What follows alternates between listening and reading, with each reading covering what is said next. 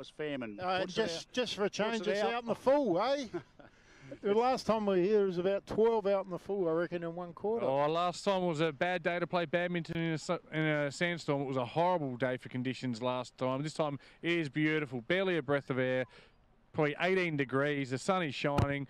You can see the hills in the background. Kingswood Oval, the place to be this Saturday, Schulte. Yes, mates, we hope so. No, perfect conditions, really. There's a slight breeze coming from the southwest, but it's dropped away during the reserves game, and that's a lovely pass to Heinze. Yep. Obviously a guy that you have to stop today, mate. Yeah, so Jed Redden's got the big job on him. So Redden's on Heinze, and that could well make the game, that matchup. Magnificent footballer, one of the best footballers going around in Amateur League footy, let alone Division 2. So, yeah, can win a game off his own boot. And he's going to line up from 55 metres out on a 45-degree angle, and he gives it a ride.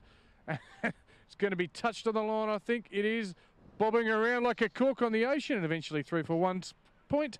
It's 8-0 in the favour of Gaze. We've got a quick kick out, Schulte. Yeah, Crockett takes the kick out to Andy Cabaz. Andy Cabaz is kind of tunnelled, but it's play on. Stacks on the mill, so it'll end up in the back pocket. That kick was just a little bit overheated by Crocker, which meant that Andy Cabaz was taken out. Tell us a little bit about Clinton Donald, Matt. Yeah, he's ex-Goody Saints. He's been with the Jets for a couple of years. He's only a young fella. Been up and down in form a little bit. He's certainly been back in the Bs as well. So he's got some talent. We need some big improvement. Then he's got the wrong man on him then, because he's on David Loker and he's a match winner. Back to the play anyway. It was a young 18-year-old there, kicking the ball to Chris Draper. It was kicking the ball to Chris Radetti. Chris Radetti's turned it over in the full bucket, right out near the playground end. To the right of screen, of course, which is our... to the right would be Southern. Would it be Northern Pernix end? To the right, left of screen, we've got the Smarter with Data. Sorry, the Hydro Smart Pure Water Shop end. Pure water, it tastes better. We'll have to get the message out to Kane Stewart. I think he's going to need to get someone of high calibre on David Loker. So Loker normally plays up forward for Gazer. Is he centre or forward? Or no, Heinze's centre or forward, isn't he? He'll have a run on the ball, Dave, and move around up forward, but he's a quality, high quality. I agree. Nice little segue there. On the ball for Gazer today, we've got Du Bois, Stevens, Mapstone, Gruber, Aloka all in the mix. For Unley, we'll come back to that. As Unley take their lovely mark. Lovely mark. So Blake Harris, about third possession, put it in long to Petch. Petch takes a beautiful mark, handballs across to the aforementioned Clint Donald, I think, who puts it in long near the scoreboard. Gazer clear it, but it's taken easily. A terrible kick by Gazer, resulting in Simon Munn's gone from a long way out and out the full. Butchered it. Yes, ineffective kick there, and unfortunate result. Nearly a chance for a first score there, and that first score might just settle the nerves a little bit. If anything, I think maybe the breeze going to the right of screen. The Pernix end, the northern end, we're calling it, even though it's more east. Loka takes the mark. Plays inboard. Beautiful deliverer, and he does. Like the postman, delivers once again. Mail, as you want it. Goes towards centre half forward. Player taken out of the play there. Played it pretty well there, the young fella in Dylan Olive, the rover. Already with one goal to his name. Beautiful left foot kick, Dylan Olive, and he'll take a... He's got the ball 65 metres out. Jono, can you hear? Can you hear us? As good. I tried something, I said. All right, so Dylan Oliver is 65 metres out. Time for Think Music. They break. Fast leads. They're looking for the big fella up forward. In front. Good sport from behind there. First to the fair ball. You're on. Yeah, Blake Harris. Handballs across to Fairman. Fairman comes inboard. And a lovely tackle by Gazer. That's holding the ball against the Jets. And really well tackled there by Gazer. Dylan Oliver. Gazer, quick spiel. Left foot snap at the goal. Bouncing fortuitously. Goal.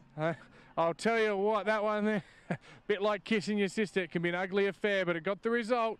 It's gone through on about the 6th bounce. Was that Dave Aloka that kicked that? I don't know. I don't know who kicked it, but yeah, it was a hell of a goal. Yeah, it was a left foot scrubber bouncing this way, that away, but in the end... Was it Dylan Olive?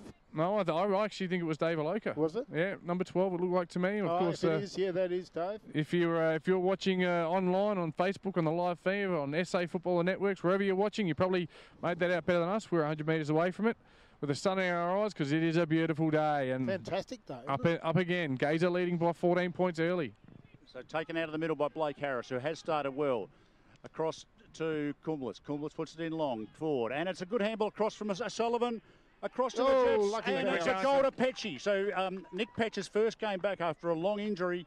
And I think his first possession or second possession, he took that mark earlier, but his first kick results in the Jets' first major, and that's something they needed badly after a fairly slow start. Yeah, crucial to have him back in the team. One of the real playmakers of the team, real drivers, enforcers. He's an energy and he brings an enthusiasm to the group, Schultzy. Yes, mate, he does. He's very strong overhead. Nick, he covers a lot of territory too, so he's pivotal to our forward line setup. I was talking to the Gazer assistant coach, the little garden named Gavin Lauder, before the game, and his name did pop up as being a bit of a gun for you blokes. Yeah, early doors in the state game. South Australia lead WA. Good stuff there for the state team. Hopefully they can get over the line. Of course, that's on before today's showdown. In other games, West Coast kicking with a breeze in front narrowly early in the first quarter. And we'll come back to more scores from out of grounds later on. And we've got scores from all the local leagues. So big tap out by the Jets. That was Jamo. Jamo across to Simon Munn. Beautiful puts it release to Pecci. Pecci on the right foot. He puts it up high into a really dangerous spot. There's Jets under this. And a good spoil by Gazer. And they'll probably run this out. Lovely off the ground. Ripper. Beautiful, another beautiful release now. There's Chris Draper. Draper down the line. One Duker. The big fella Du Bois goes with one Duke. Maybe could have gone with two. Oscar Munn reads it well off the pack and he puts it in and it's Heaslip, I think. Yeah, well, takes a mark, only 20 out. In front. James O'Sullivan, is it maybe? That is James O'Sullivan. Well played, Tommy. Yes, and again, that's what I teach the kids, mate. You stand in front. You make your own luck. The ball drops, it falls in his lap. The defender can't do anything but give away a free kick. But he's taken the mark and he'll line up 30 metres out on a 45-degree angle. And he's a nice kick of the footy. You'd expect him to put it straight through the middle. So Sullivan, 25 out on an angle. Kicks through the ball, but I think he's hooked that, and the umpy signals accordingly. That's one. I'll take the credit for that one. And it's 7 points the difference on the Harley Heaven Firm scoreboard. Fairly early still in the first quarter here at beautiful Kingswood Oval. It's Gazer versus Unley. It's 8th versus 9th, but a game that means so much to both clubs. One team will be fighting out for a position to 5. One will be right in the relegation zone at the end of this one. Big kicking, huge kicking. Sport by Petch. Andy Cabaz tackles. Cleared for Gazer. Good big long kick into half forward. Jimmy Cabaz runs onto it from the Jets. The Jets have got players around this and should clear it. Cumblis, nice neat handball across to Crocker. Crocker across to Clint Donald. Donald into half forward for the Jets. Big contest there. Yep. One down at ground level. Beautifully read Dylan Lambert. Boy from the Bees, but released, stolen. Into open goal, 20 metres out. Oh, that kick, I'll tell you what, that's about as useful as a box of dicks at the bottom of the ocean, that one. That's a coach killer there. Yeah, you've got to kick those. You can't miss them. Beautiful handball, I think, from Riley Fairman across to Andy Cabaz to set that up, but he should have kicked that. 20 yards out, straight in front, open goal. Yep. Kick out here from Matthew Beadle. Straight down the middle, but it's all Unley Mercedes, but well read. Adrian Stevens, former Div 1 best on ground in the grand final. Great footballer. Release handballs, 2, 3 handballs. Here come the Gazer Eagles, but good pressure by Unley. The pressure around the midfield's better today. They win it back. Crocker, ball in Harris. dispute. Yeah. There's stacks on here and across to Crocker again. He goes short to Taggart. Taggart handballs back to Crocker. Crocker inboard to Blake Harris. Possession number 6 for Blake Harris. So a beautiful kick to Riley Fairman, the young 18-year-old lad. Playing his third game, takes a mark. 25 out, straight in front for the Jets, and this should be a goal. Unley Mercedes looking a lot better around stoppages and clearances today. A lot more open, a lot cleaner. More proactive than what they were the last time we saw them. They just seem to be backing themselves in to run and break the lines, and high risk, high reward. So good start, good signs. Clean with their hands today too, which is this to make scores level, Hose. Young Fairman. Oh, it's an ugly looking kick. Oh. Only they could rue some of that. That's 2 very, very bad misses. Yeah, 2 from 20 yards out, you should have got. Kick through the ball, lads. They both stabbed at him. Yeah. Put it on the bloody road. We're rich. We've got more balls. Correct.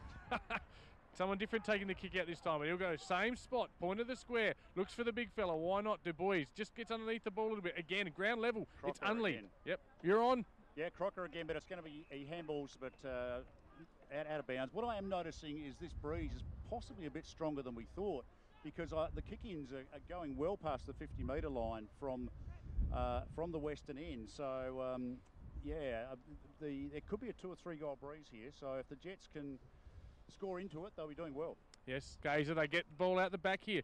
Open forward line, but reading it at the back there is the only player. Who's that, Schultz? Spinelli, and that's too high. Well done. And again, fast footy playing on, rolling the dice. I like it, Unley Mercedes. Simon Munn goes out wide. Picked up beautifully clean by hands, Crocker. haven't they, today? Crocker has started really well. Oh, Taggart falls over at the wrong minute. And the Gazer players drop the ball. Andy Cabaz comes through on the right foot. And time to settle down now. Gazer in the back pocket there. Rule 1, you must keep your feet in footy, and he didn't. Fumble there from Gazer. Time to recover though. That's Draper. He's all right. Comes out right in front of us now, right in front of the cameraman. Oh, he's on the zoom. That's a great shot. And David Aloka just saying, Nathan Fredo Frederick, 2004 Australasian champion fullback for Gazer. What are you doing in the B grade? That's a disgrace. You tell Jarman I said that. young Joshy Draper there. He is a young guy, smooth mover, according to Gav Lord. That's holding the ball. Yeah, good tackle by Money. Yep. Oh, here comes. Oh, Luke Heaslip. Yeah, he dropped at the knees, but hey, you've got to get low. You've got to get low. Well played, Heaslip, was it? Yeah, very good. So he puts it into the full forward position. It's a big pack. Oh! Good mark to Pecci. So this Jesus, it's actually James O'Sullivan. He again. stole it like a Commodore at Elizabeth. I tell you what, he's come from 4 deep. I know, I've called Sully wrong twice now. I can't get used to him playing up forward. He's been down back for about the last 4 or 5 years, and I reckon he's hardly kicked a goal. So And he will not miss this. Oh, he missed the last one. Oh, we've seen 2 miss from 20 metres out he's already. 15 out now. This is his area. He loves them from here. Straight through the middle, no problem at all. That's his first, Unley second, and they take a 1-point lead here early doors late in the first quarter. Unley 2-3, Gazer 2-2 on the Harley Heaven Firm scoreboard. Luke Hosey. Matt, you might be able to tell us. He didn't play first game, and he not playing today. Ollie Moss was so good for you last year. Yeah, Ollie's in the fireys. So he's gone through the firefighting training. They start this week, the boys. So he might be right for a game late in the season. But yeah, we're really missing him. Yeah, and Henry Westall. Yeah, Henry did an ankle the other week. Yeah.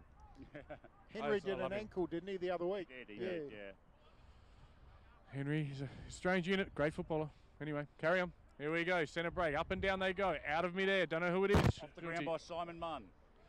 And run on top by Heaslip, dodges this way, dodges that in front of the scoreboard. He goes in long to full forward, and it's Sullivan again, but it's punched out of bounds by Gaze deep in the forward pocket for Dundee Jets. Another one from the box of irony there. Heaslip very sure on his feet.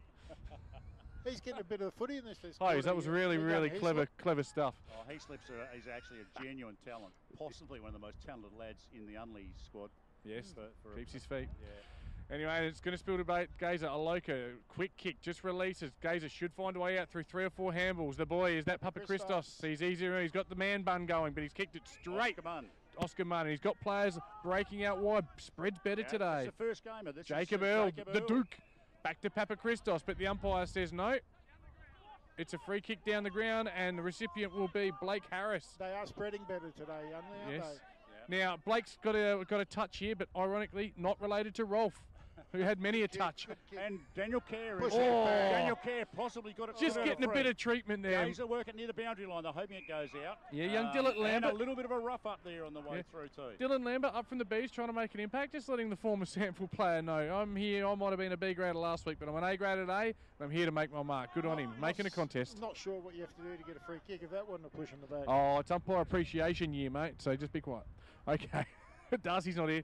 Ruckman nullify each other really, ball one straight down, and we'll have a secondary ball up 46.5 metres out from the Unley Mercedes goal, who currently lead by 1 point here at Kingswood Oval. Jamo played for the free.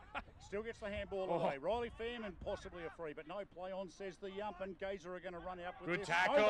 Holding the chutney, my no. Goodness young Earl, the debutant.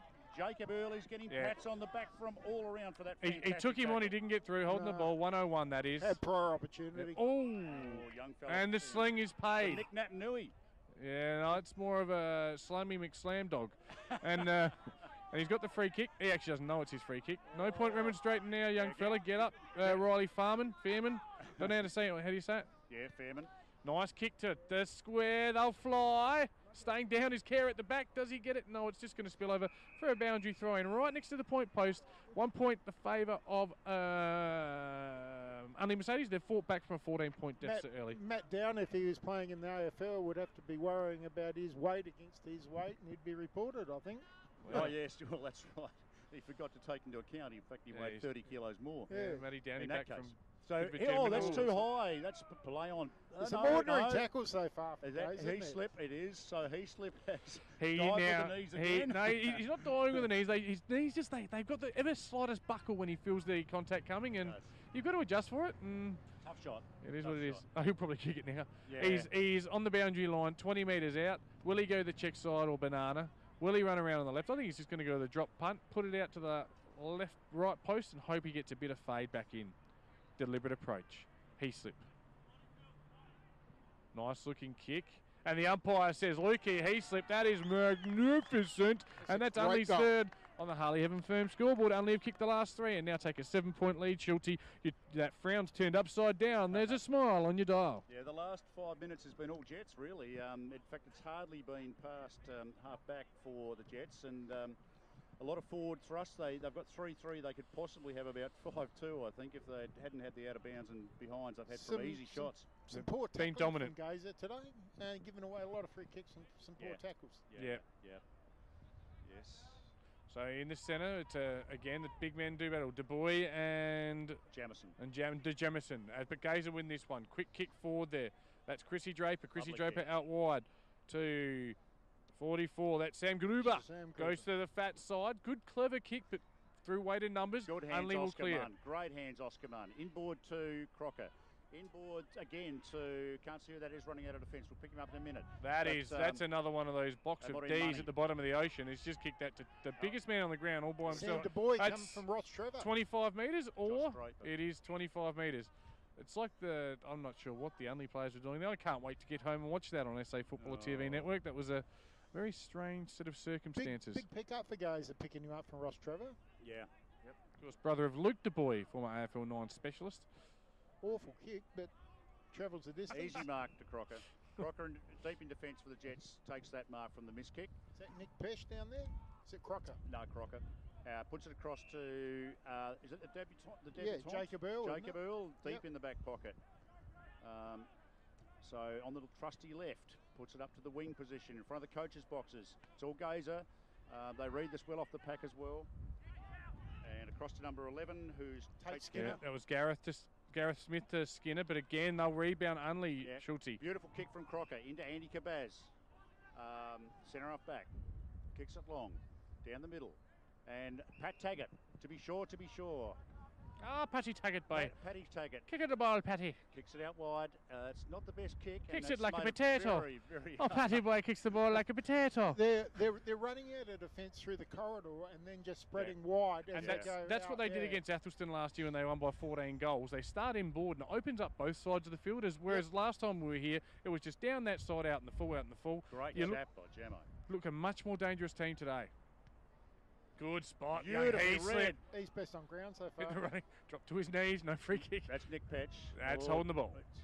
Incorrect disposal of the ball, but not picked up by the umpire. So it stacks on the mill near the scoreboard, and it'll be a ball up. Jars in the little garden gnome have got a big problem with Luke Heaslip at the moment. He's getting a lot of the footy. Only looking to have the superior leg speed at this stage from my vantage point. Shouldn't do. They've got a very young side, Gazer, so should be a bit of leg speed there. That's what happens when you first the footy, though, TJ. Never been first to the footy, mate. Boys, you're on. I'm checking scores from out of grounds. First to the bar. Righto, so big tap to Du Bois from Gazer. Goes forward for Gazer. They've number 4, who Dylan. is... Dylan. Sorry, Josh Draper. Yeah. Yeah, and that'll be out of bounds on the far wing. A Pendlebury type, they say, is Chrissy Draper. They say a very smooth mover and slows the play down. So 2 Drapers, Chris for Gazer, Josh for Unley. Yes. Okay, so Gazer are going to work this out through the wing. Great defence there. Simon Munn picks it up. He's normally a lovely kicker. This is no exception. Puts it in long. It's coming into the centre half forward spot for the Jets. And the big man fly, and that is young O'Sullivan again. James O'Sullivan's taken about his 3rd contested mark for the quarter. This is a fair way out. This is at least 40 out on a 45-degree angle. And he's straight into the breeze. 60-degree angle. He missed from 20 metres out straight in front. He'll probably put this one through. Given a strong focal point up there so far. That is the easier pocket to kick goals from my experience, though. And he has given it a fair old ride just across the face, is it? Goal. That is a great kick. That is a fantastic goal. Great kick. That's 4 in a row for the Jets. The Jets now lead by 13 points on the Harley Heaven Firm scoreboard here at Kingswood Oval with Schultze, Hose and TJ on SA Footballer TV Network. After a first 5 minutes of nervous angst there, Schultze, you'd be happy? Oh, yeah, long way to go. Gazer kicked the first 2 and then the last 4, all to your lads. No, long way to go. But, like Blake Harris and Luke Crocker have been setting it all up across half-back and through the middle. So he slip up forward with O'Sullivan. So, yeah, they're showing. Because Daniel Kerr, who's probably leading the Jets B&F at the moment, I don't think he's had a possession yet. So to be going this well without he's had a couple. Influence, yeah. So... out of defence by Crocker again. He's got the ball on a string. There's that switch again. Cross to Blake Harris. Crocker to Harris. We can just keep calling these boys. I reckon they've had over 10 possessions each of those lads. Blake usually uses beautiful on the kick. left foot. Lovely Daniel kick right Kerr in front of us. Here he is. He's coming into the game now, Kerry. Teeth a go. Look for the big fella. Look for the big fella. Thumping kick. He's really given this something. Petchy's under it, and he takes it. Nick Petch right in the square, 2 metres out.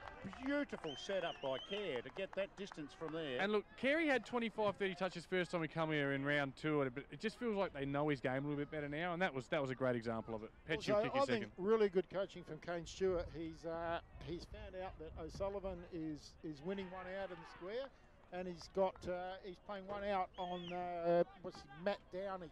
So they're sitting the only one inside 50. Have a look at this, Hose. A great sign. 15 players get to Petch after his second goal. Only his 5th in a row. They're up and about now, and Gazer they need to flick the switch, or this one could get pretty ugly early. Because if this calling of the breeze is right, and there's a couple of goals in it, then this has been a big 15 minutes by the Jets to be up by 3 goals. Well, if there's a breeze, mate, you better let the trees know because they're not doing anything. So they're playing that O'Sullivan's. He's the only one inside that 30-metre arc, isn't he? And he's just got Matt Downey at the moment. He's leading in Merry Dance at the moment. So who's on Petch at centre half back for Gazer? Because Petchy's got a fair bit of height on him. Yeah. Trying to find out who that is. The ball up in the middle comes to nothing.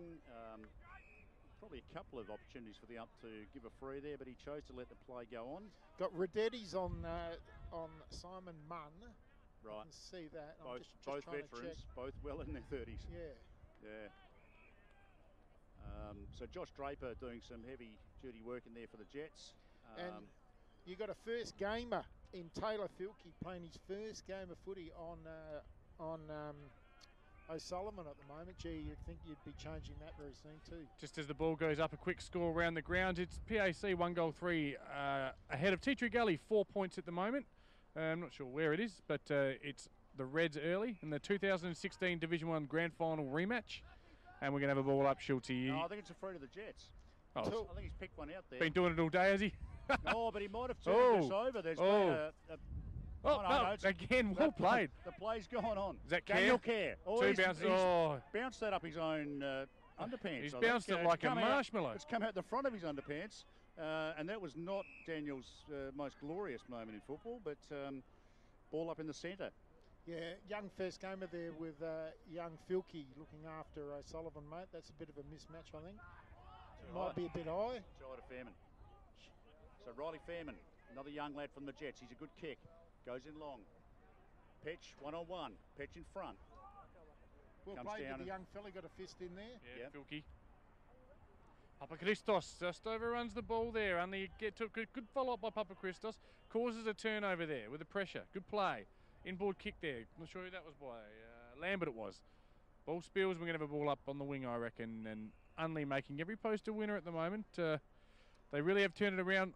First 14 points were to Gazer. The next 5 goals, 3 have been to Unley.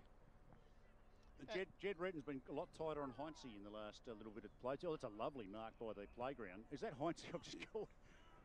It looks like him, yeah. So 150 metres away, so it's hard to see.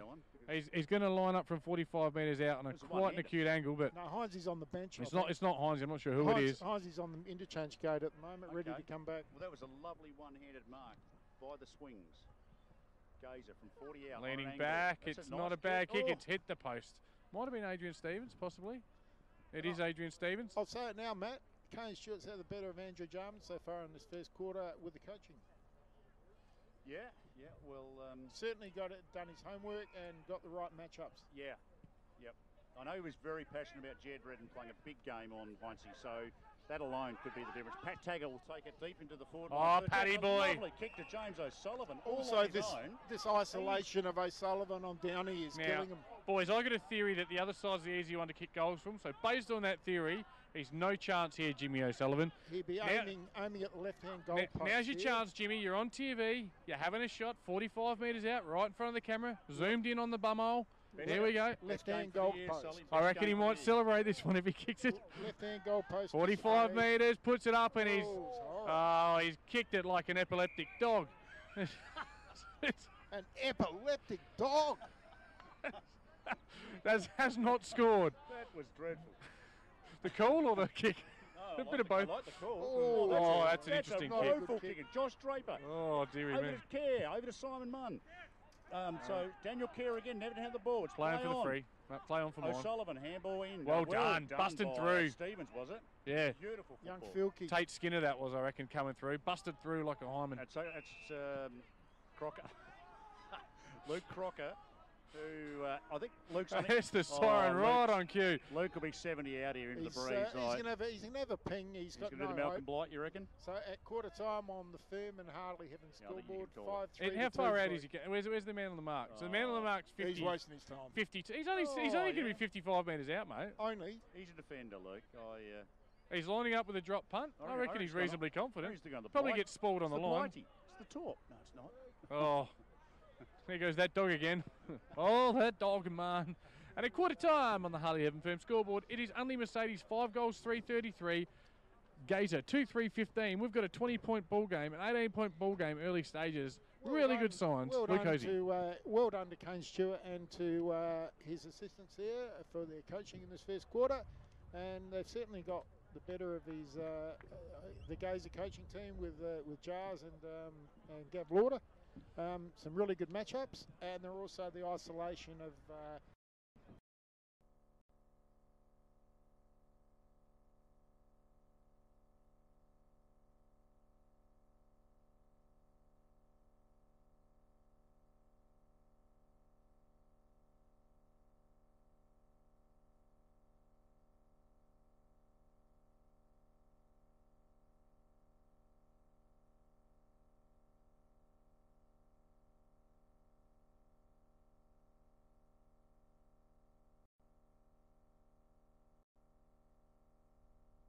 the pocket and actual.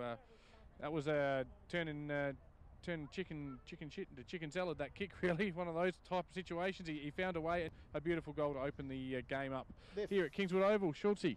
Fumbling and poor tackling so far from Gazer. You're hosey, but I agree with you. Lazy tackling almost. Would you go as far as to say that? Yeah. Well, poor. They're just going high. Poor. Yeah, that's fair enough. Schultze. So the aforementioned goal kickers, the Petch, O'Sullivan, Heaslip, dangerous looking forward line. Those three lads are all being the best players. They had plenty of it in the second half of that quarter, and certainly made the most of their opportunities, if that makes sense. But I really like the games, as I said before, of Blake Harris and Luke Crocker. They've set the game up for the Jets. Crocker from half-back, Blake Harris from the middle. And Jed Redden's efforts on the big fella, Heinze, should not be overlooked in the second half of that quarter, because I think Heinze injured maybe even. Why would he be off on the bench? Just having a rest, rotations. But the other big change I've noticed, and I think this is significant, just on this matchup situation. The first time I saw you play this year, you had a young fella in the ruck, and I think it was young Oscar Munn was doing the ruck work. At the moment, now you got Ben Jamison doing the ruck work, and you're getting first use of the footy around the ball now, or at least breaking even, and your midfielders are getting a chance to win stoppages. The bloke you actually think about was young Jack Holliday, who's only a 21-year-old who is one of our 10 players, automatic regular A graders out injured. Jack's got a lot of upside, particularly around the ground. He may not even end up being a ruckman, he may end up being key position, but certainly Jamo stepped up that quarter well, and I thought the ruck duel was about even between the two big fellas. Yeah, well, what I'm saying is that you're at least breaking even now in the midfield, whereas the first time you were just getting hammered in there, and it was hard to get a stoppage, to win a stoppage. Yep. And if you don't win stoppages and clearances in today's footy, you're just not going to win the game. So. And if anything, I reckon the breeze might be coming towards us now, going away from us. It's not. There's no. It's not swirling a bit, isn't it? There you go. Let's watch the jackets here as they go round and round that leaf, shaped like Australia. That one over there. Obviously, you can't see this at home, but it is quarter time, so there's not a lot of action to be looking at. We can't work the breeze out. Let's go with that. Is that about right, Schultzy? Yeah, but it's carrying it both Having ends. been at it for about 40 years, the breeze doesn't shift that much. It'll keep going from the southwest corner all day, and but it's not that strong. I mean, it's not a factor in the game, and I can't see the breeze having much effect other than the shots for goal down here at this western end, where it is a slightly trickier setup. Where are all the ladies going from last time? All TJ shows roll back into town and they're not here. We're back to a boys' club, mate. Yeah, back to what we're good at. And just while we're on it, no D grade anymore, do you? No. How the season B's travelling? Yeah, fantastic. The Bees in particular, undefeated after 6 rounds, and you can see the depth because you've got 10 players come in. You look better. That enthusiasm, that youth. I mean, I'm no disrespect, the players are out, but it's going to hold you in good stead moving forward. And as I said, this game, you know, you don't want to, you can't talk up a toilet brush, but 8th versus 9th. Yeah. But the difference between this game is one heads towards pushing towards finals, and one all of a sudden starts thinking, oh dearie me, we've got to fight off relegation. We need to, really start thinking about where we're at. So this is a huge game in the crutch of the season. Yeah, I had a good chat with the Jets coach Kane Stewart before the game, and he was particularly upbeat about where the club was at because of that depth in the B grade, because of the attitude of the players despite some heavy losses in the first few rounds. And we've played some reasonably good teams and also had injuries during the games to key players. I know every club can use that as an excuse, but it's really hit only hard at certain games at certain key times where we've just fallen right off. Obviously, we don't want to talk about teams that aren't here too much, but we had a look at Spock, and Luke and I said to each other, there's a grand final team. There's just so much talent on the park. Yeah, well, they're going to play in a grand final. It doesn't matter who's with them. That's exactly what I just said, Hosey. That's what I said we said. Anyway, who else has impressed you of the others you've met so far? Just the best, most impressive team. Have you had Salisbury North yet? Yeah, but they're good out there. Yeah, do they travel though? A bit of the Eastern Park syndrome. They haven't travelled well so Very far. slow. Yes, the Down syndrome, as in they are down when they're away and they're up and about when they're home. So, yeah. I thought Foss Canberra looked beatable. So I don't know. I think it's up for grabs, that second spot. Foss back on their oval yet? Yeah, they're there for another couple of weeks. Then they're off to the Barton Stadium. Yes, Audi Arena. Oh, is it? Oh, yes. Sorry. Audi, pack your own groceries. As we're back into it for the second quarter. First clearance will be won by Gazer. Umpire finds a free. It goes to Adrian Stevens by the looks of it. I could be wrong. Yeah, Need to just Taggart. Yep. Taggart's done a good job on Stevens. He's a beautiful kick, Stevens, and look at that. Straight down to full forward. Hines, he gets one in the back. Keeps his feet, well done. Release handball, Aloka, right foot up and under kick, goes 8 metres. That's no mark. Play on. Good release. Again, that's that release out the back. Yes, they look better structured. Kumblus to Crocker. Cronker's kick was a shocker, Crocker. Papa Callistos, the boy from the under 18s, young, skinny, lean, fast. He's putting him on an angle. He's not having a shot, champ. He kicks quickly. Beautiful looking kick. And in front, hands out in front. Reece Jones has been moved down. Looks like to full forward. Normally the centre half back, the big fella, Reece Jones. And a very good, he's been a good player for the last couple of years. Of course, no relation to David Reece Jones. Big Reece Jones. He'll line up from 40 metres out in a 45-degree angle. They've seemed to restructure there at quarter time, but Jars, he's shuffled the deck. High up and under kick. It looks good to me, though. Umpire making a bit of ground and says that's just won the point. Won the point. TJ, that never looked good, I thought. All right. That was a shocker. No need to get nasty. I bet you're a Crow supporter, aren't you? So, mate, and looking forward to that one, the Savo too. Yes. Speaking of shockers, here comes Crocker. Well, it's a wallaby of a kick. But it's gone straight to the dog. Lux of Fortune playing front. Earl off to Simon Munn. The Duke. Money puts in a nice balanced kick, beautifully weighted to James O'Sullivan, who's leading well, playing well. He's a long way out though. He's got his opponent's number at the moment, Jimmy O'Sullivan.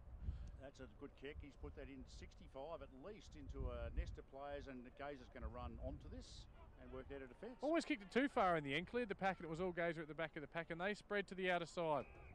Finally, with a bit of run, Gazer. Haven't had much of it yet, but again, they're pushing down the lines on the wings, and it makes it easy fodder for a spoil. That's right, I use the word fodder in commentary.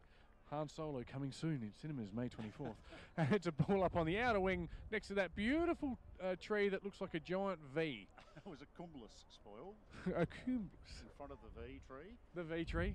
Gee, Bounds Jazz, umpire. Jazz is asking a big task of young Filkey. Secondary ball up. He's playing his first game, so he started in the first quarter on Pesh. Now he's moved back to fullback on O'Sullivan. So there's a big ask for a lad in his first game. Well, again, I guess they had to do something, and sometimes those little defensive changes work where one guy suddenly plays a lot better on another opposition. So I might have thought a Radetti might have been better. Use your experienced guy.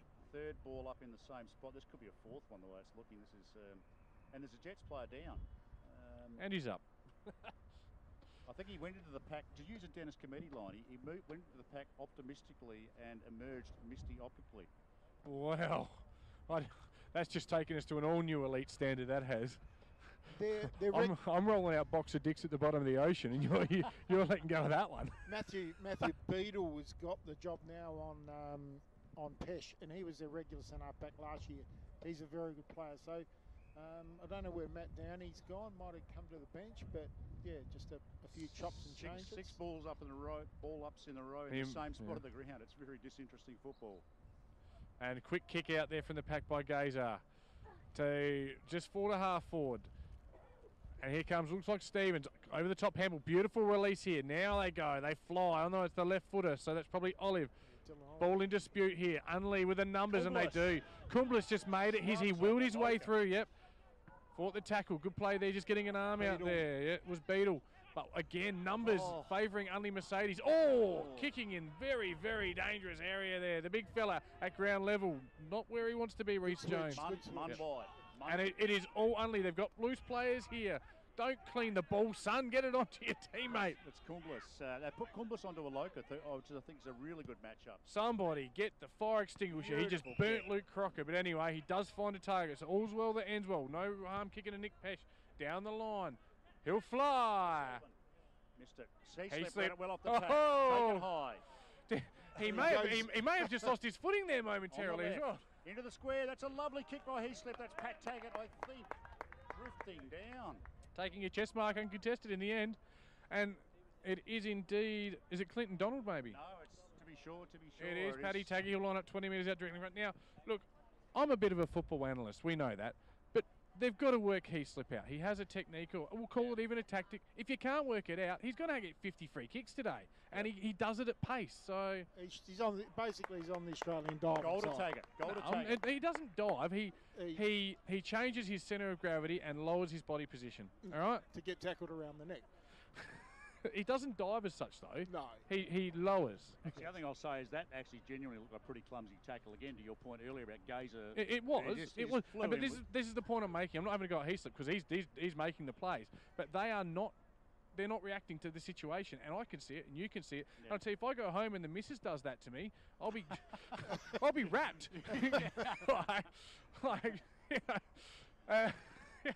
Yeah, I could never do it because I don't want to get hit in the head. But hey, he's making the play. 4 free kicks now, and results in a goal to Patty Bay. Well done. So Spinellio having run in the ruck and follows up with a good tackle. No. And look, can I just say, I don't want to harp on it. Luke Heaslip will watch this later. I'm having a go at Luke.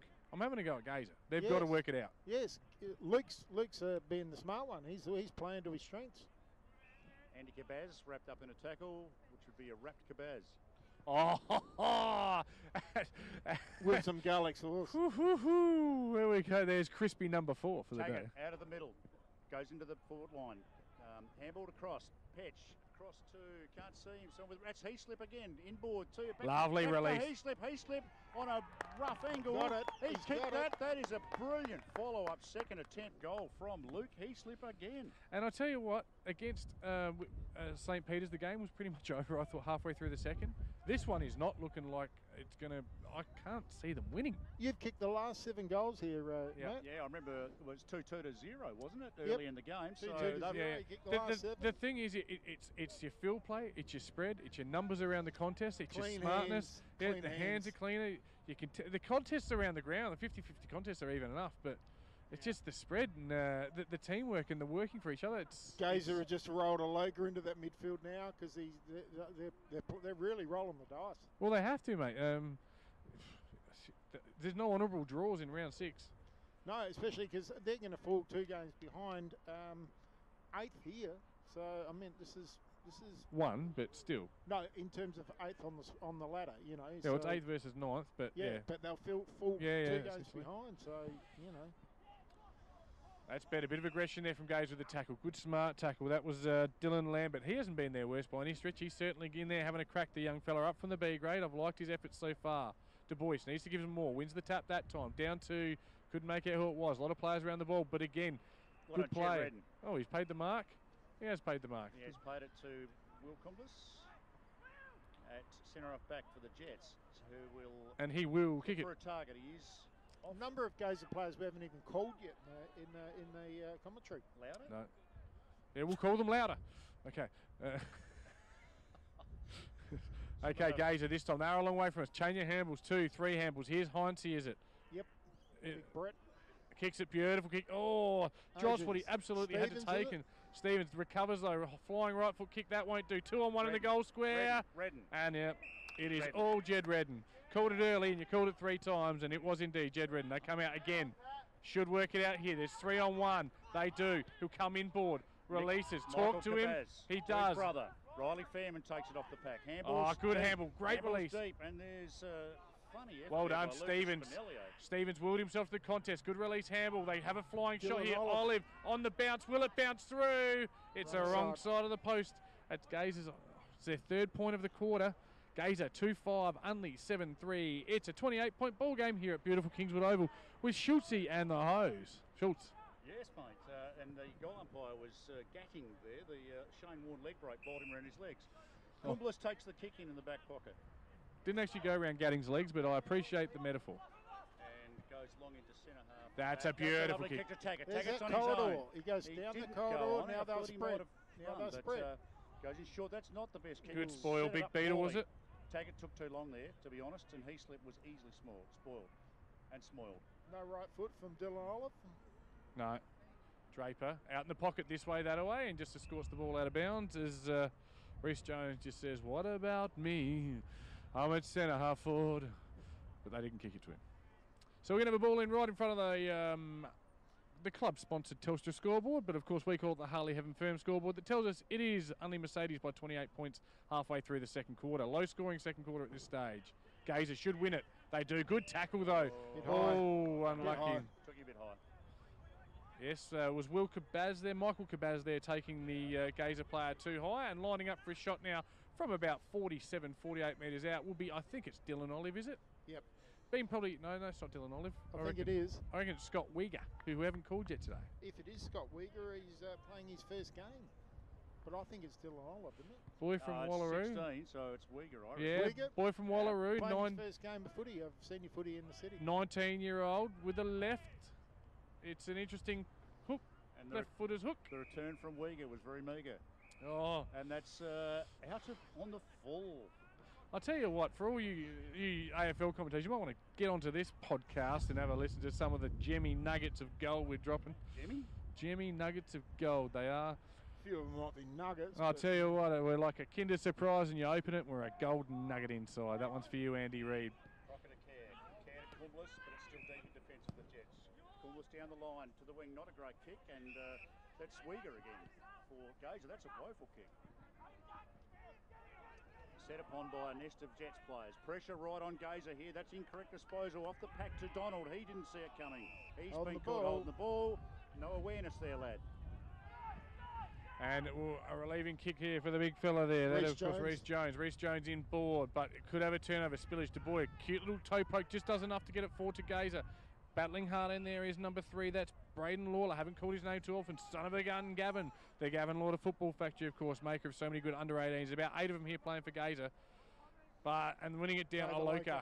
Aloka this way, that away, through the pack. Soccer kick down to half forward. It'll be locked in, will it? No, it's not. It's cleaned up by the Jets. Beautiful. Evasive play. Taggart goes long out of the middle. Puts it in the O'Sullivan direction. A lovely saving mark by Gazer, number 5. Downey. Beautiful grab. Yeah, Matty Downey. He's been a little down today, but a good play there. But even James O'Sullivan there, I like the fact he tried to make a contest. He got there. He didn't exert the issue. Made Downey earn it. Goes to wide half forward. Gruber.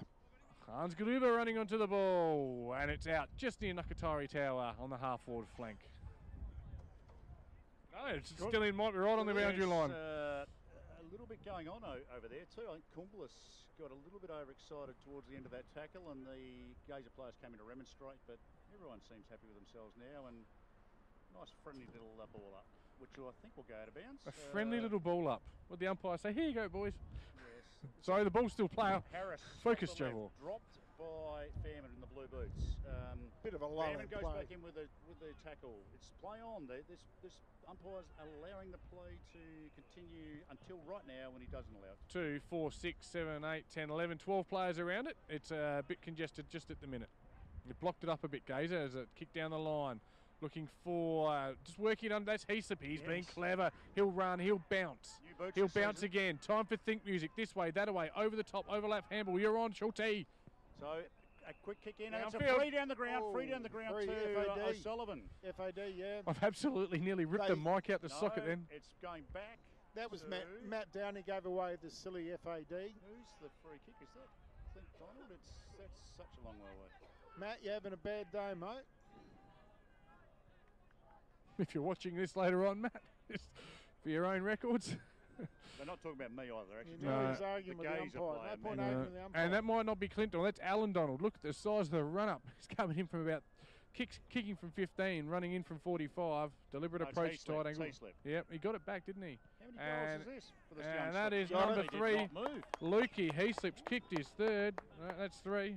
According to me, that's this quarter. Yeah, that's 3 for Luke Heaslip and 8 for Hunley Jets. On the clearly the best man on the ground. To this quarter, Andy set up the goal to Pat Taggart as well. So I think all 3 goals this quarter have either come off Heaslip's boot or via Heaslip's boot. Coming back onto your point from before, Kane Stewart probably out coaching Jars at the moment. A move needs to be made, and it's 8-3 to 2-5. It's a 34-point ball game in the second quarter, and you could put lipstick on a pig, but it doesn't make it a supermodel. This one could get ugly. It could, yeah. Yeah, Kane's got the right matchups. He's isolating players. He's getting people on to Gazer players. He's actually forcing Jars to play players on the players he wants. So, yeah, it's a really good coaching effort there from Kane Stewart. In the ruck and a free out of the centre bounce to number 6 for the Eagles, who is Dylan Lambert. Lambert on his left. Wolfie looking kick, and Kerr will tidy this up. He's taken very high without the ball, whatever you like to call that. That was just a ridiculously crude tackle. There was two or three frees in there. That was Adrian Stevens who gave away a silly free. Good player, Stevens. I don't know why he did that. So anyway, Daniel Kerr uses the ball well. Goes in short to Harris. Onto his left. Harris goes long. Into the centre half-forward position. That's a raking kick and nearly taken, but ball spills to the ground. Taggart goes inboard to Donald. Donald puts it into full forward, and a lovely mark taken there, deep. Here's the young fella. By you got a young fella again. Young Filkey is sitting there on a player. Petch. On a player that's just way too good for him at this standard of his career. So Clint Donald really low. Straight into Petch. Petch playing in front. He's playing his first game, young Filkey. You know, you can't really blame a young kid. And this to make the margin 40 points in the second quarter. And I'm heading to the showdown with Schulte. Stuff it. I'm going with you. Yes, it is a goal. His third? Yes, it is his third. And your ninth. 9-3. That's 57 plays. 2-5, 17. That's a 40-point ball game in the second quarter. And we're going to just have a quick look at the goal kickers. And it's a sorry tale. Petch with 3. Heaslip 3. O'Sullivan 2. Taggart 1. And for Gazer, the first 2 goals of the game, Dylan Olive, Dave Aloka. I don't profess to be Andrew Jarman in the football ability, but gee, I would have put someone like a Chris Radetti, someone with some experience back there on Pesh, you know. I don't remember a team kicking 9 in a row and losing a game of amateur league football, if you know what I mean. It doesn't happen. It's too big a momentum.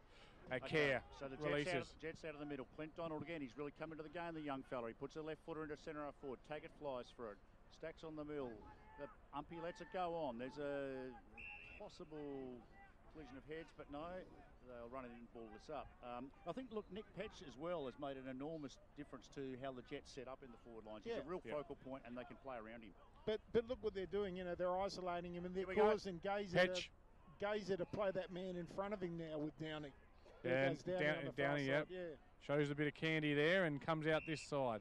Good play. Again, slow play though. No, they come in board. They're playing a bit of faster footy now. They need to. They need to roll the dice. Here's Lambert. Lambert at centre position. Thinking, looking. Too much time for the Jets players to rush back, as we see in the hole now. Blake Harris pushes back. And Mark Oscar. it ends up being 4-on-1. Oscar Munn. Great switch too, and the switch. Stacks, so Clint Donald, he's got another player on. I call him He's Sodas. got 2 players on. Sodas, and is it a soda? It's not. Terrible option. But Terrible it option. might work out all right. It's a free kick to Crocker. So Yeah, we had the easy option fortunate. on. He didn't want to use it. Fortunate. Wasn't pretty enough. You're just a different side to a few weeks ago. You look better structured. There's a plan. Everything. You're not kicking down the line every time. No, well, Simon Munn will take this. But yeah, we're probably a bit of a confidence team as the year's progressing. When we start well, Hesh, heads hunting, tackling. And the umpire says, I'll have it. A ball up 15 metres out at the... Oh, we're going to call it the Pernix end, aren't we? At the Pernix end of the ground. End of the ground. Pernix, they're smarter with data. It's also the John Eddy half-forward flank down there, and John committed a very memorable event there in the mid-80s. What did he do? We can't tell you. Did he put one away? Fair enough. He might have. I gather that might have been the case. Eddie. As Gazer come away with it here down the wing. They need something. This game needs something. Loker. There you go. Big Dave. Spins on the right to the fat side. Big chance here, Gazer coming out. He's taking it off hands, but the umpire said that'll do, and that should be 25. Is that Du Bois? I think it is the big Du run. Bois, yes. Yeah. Gives it to Loker again, is it? Not sure. Good spoil. Well done. Great defensive work. And again, the numbers, they've got 3 here. They should work it out. They got 4. Michael Cabaz. And they'll release. And there it is, Clint Donald. And they're working it. Donald lost that in the sun. Yeah, he did. Oh, good tackle, though. The ball's come back into his arms. So well taken off him, stripped by the Gazer player. Well done. Cabaz comes in to lend a hand, and this will be right in front of the camera. And that's young Mapstone for Gazer in there, known as the Great example. Just look king. now. The 3 Gazer players just trailing in late. They work harder. Yeah. They get to that contest. They get the numbers advantage. You've got to work harder, Gazer. Jed Here they go. Oh, good play. Mapstone, Braden Lauder. David Loker. Loker, he's dangerous. He has a spin on the right. Oh, he's a talented footballer, but ambitions and come back. ambitions and capabilities got extremely confused on that occasion, and that was a 1,000,000-to-1 shot, Ruck. 1,000,000-to-1.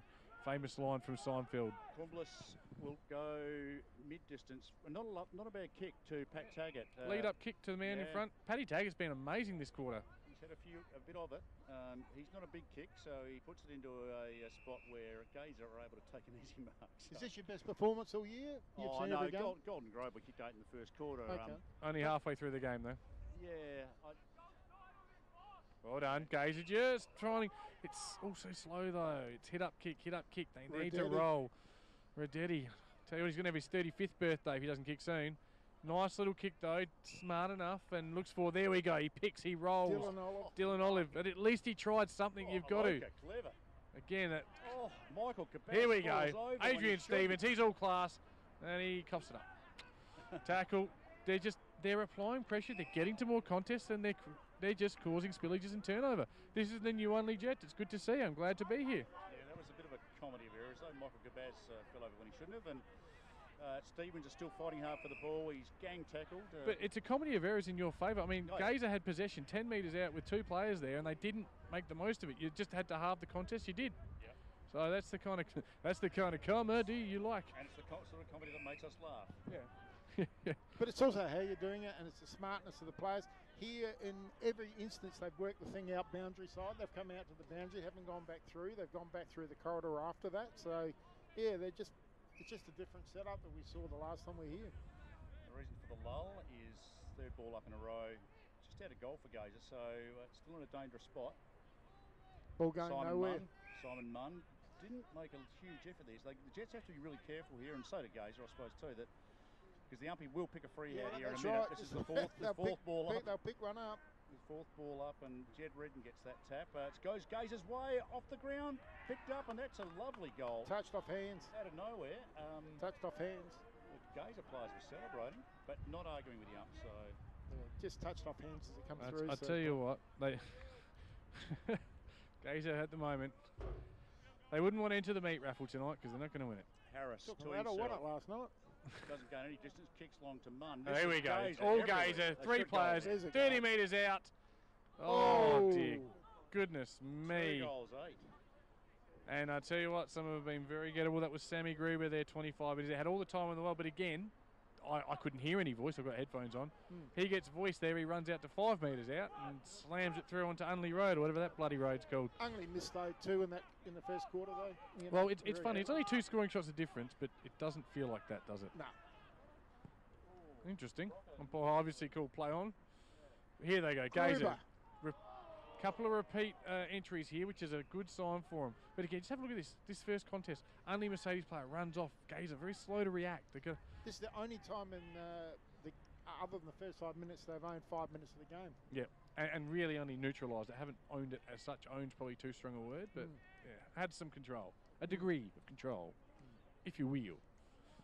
So the ball goes up vertically in line with the light power, which was just a lovely sight. Gazer bring it back in. And there we go. And while you're stuck with visual stimulation, Gazer had a good forward thrust, a good mark taken there by the young fella in Dylan Olive, the rover. He's already kicked one. Good little kick in from Draper. Chance for his second. Beautiful spot to kick from for a left footer. 30 metres out, 35-degree angle. I'd expect him to kick his third. He shanked a few though today. He shanked a few of his kicks. Nah, writing it down in the budget right now. Dylan Olive's kicked his second. If you're listening on Mixlr, he hasn't actually kicked it yet, so take it easy. Lining up. Shanks with Olive. And it is nothing but net. It is straight through the high diddle. That's the medal.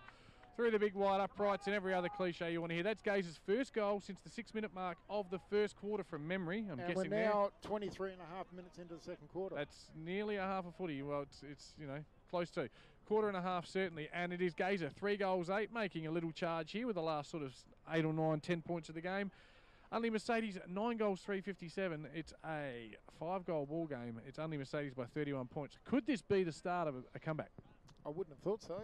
Just not playing well enough at the moment, Gazer, although they are looking better the last 10 minutes of the game, but a lot to catch up. And Gazer with the centre clearance here. It's an ugly clearance, but it'll do. It's a start. Here they come. The young fella runs onto it, and he's gone. Great tackle, Will Why isn't it holding the ball? So the guy had possession. He had plenty of time to get rid of it. He was tackled. Benny Fulton there, the boy from the under-18s. He's come on. He's only an 18-year-old. At least he's tried to make a play. Umpire not punishing him for the incorrect disposal of this. That's fine. We'll have a ball in. Right in front of us here. Big Hines, he gets the tap. Beautiful palm down. Stevens looks for it. Don't argue. But they argue. Daniel Cairn's not a man you're going to be able to... Is it Carey? No, that's Blake Harris there. Same build as Rolf as well. Strong core. There he comes. And right on cue, releases with that strong body. Redden long to centre half forward. Du Bois, well done. Well taken. That's not Du Bois, he's off the bench. Yeah, he stole that one, didn't he? He did. Oh, here comes. Well done, Benny Fulton, the 18-year-old. Hit it like he meant it. Releases, fat side, puts it to the forward line. Gazer here, just a bit of momentum. Release handball there. That one's from Chrissy Draper. Flying shot there. No. Right on the siren. And the same octave as the siren. It flowed beautifully, TJ. You preempted the siren. That may have been my finest commentary moment. And at halftime on the Harley Heaven Firm scoreboard, it is only Mercedes by 30 points. Just quickly on the goal kickers, Petch 3, Heaslip 3, O'Sullivan 2 and Taggart 1. For Gazer, it's Dylan Olive with 2 and Dave Aloke with 1. Now, we know you've got to shoot off, so a 30-point lead at halftime. We did see Glenunga lose in round 1 with a 30-point lead. I don't see that happening today. No. Tell us your thoughts, Schultze, before you take off. How are you feeling? Must be good to see the team playing the better football today. Yeah, they are playing better footy, and the sign's looking good. They should hold on, but long way out. Best players, I'm not going to veer far from the players I called at quarter time. Heaslip is just an absolute handful down there, and when the ball comes in deep, it's watch out, everyone, because he's an absolute danger man. Nick Petch is adding real structure and a focus and a target, and Harris and Crocker continue to deliver it really consistently into the forward line. So Redden's still doing a good job too on their taller forwards. Jedden we'll call him. And Paddy Taggart, as I think you called TJ, had a great quarter, had plenty of touches. Probably didn't use the ball as damagingly as some of the others, but certainly it does all the bullocking work and the hard work. And if I know Chris Radetti, he's gone straight up to Andrew Jarman there at half-time. And this is a trademark of Chris, having played with him. He's gone straight up to him, and he's picked a match up, and he said, I want to go to him. So you call for it, Hose, send Radetti to him. I think you'll see Radetti match up with either Heaslip or Petch this quarter. I absolutely will put money on it. He had that look in his eye. He gets that look, Chris, that slightly angry, slightly deranged, slightly crazy look, and he said, I want that matchup, and I guarantee you he'll get it. I just don't see the point of playing a first gamer on experienced blokes. You know, when there's Chris Reddy down there, who's been a great player for many years, and one of the key defenders in the competition, not just Gazer, and he's rolling around on a halfback flank. So I probably would have thought he would have gone there rather than the first gamer. Boys, I have to go. Thanks for coming out to Kingswood Oval again and televising this game. Really appreciate it. Have a good call the second half, and I'll catch you soon. Thanks very much, Matt. Okay, and Matt, pain or losing. I just thought I'd share here. Hey, good luck today. Cheers. To the power. Now, look, are we going to some... Thanks, mate. We'll see you next time. Are we back here this year somewhere, sometime? No. Thanks, mate. Thanks for everything. Nice. All right, Hose, are we going to some advertisements now? I'll just get Jono to go. Yep, he's got the fingers up. So. And I'm going to mute us, and we'll be back with the second half.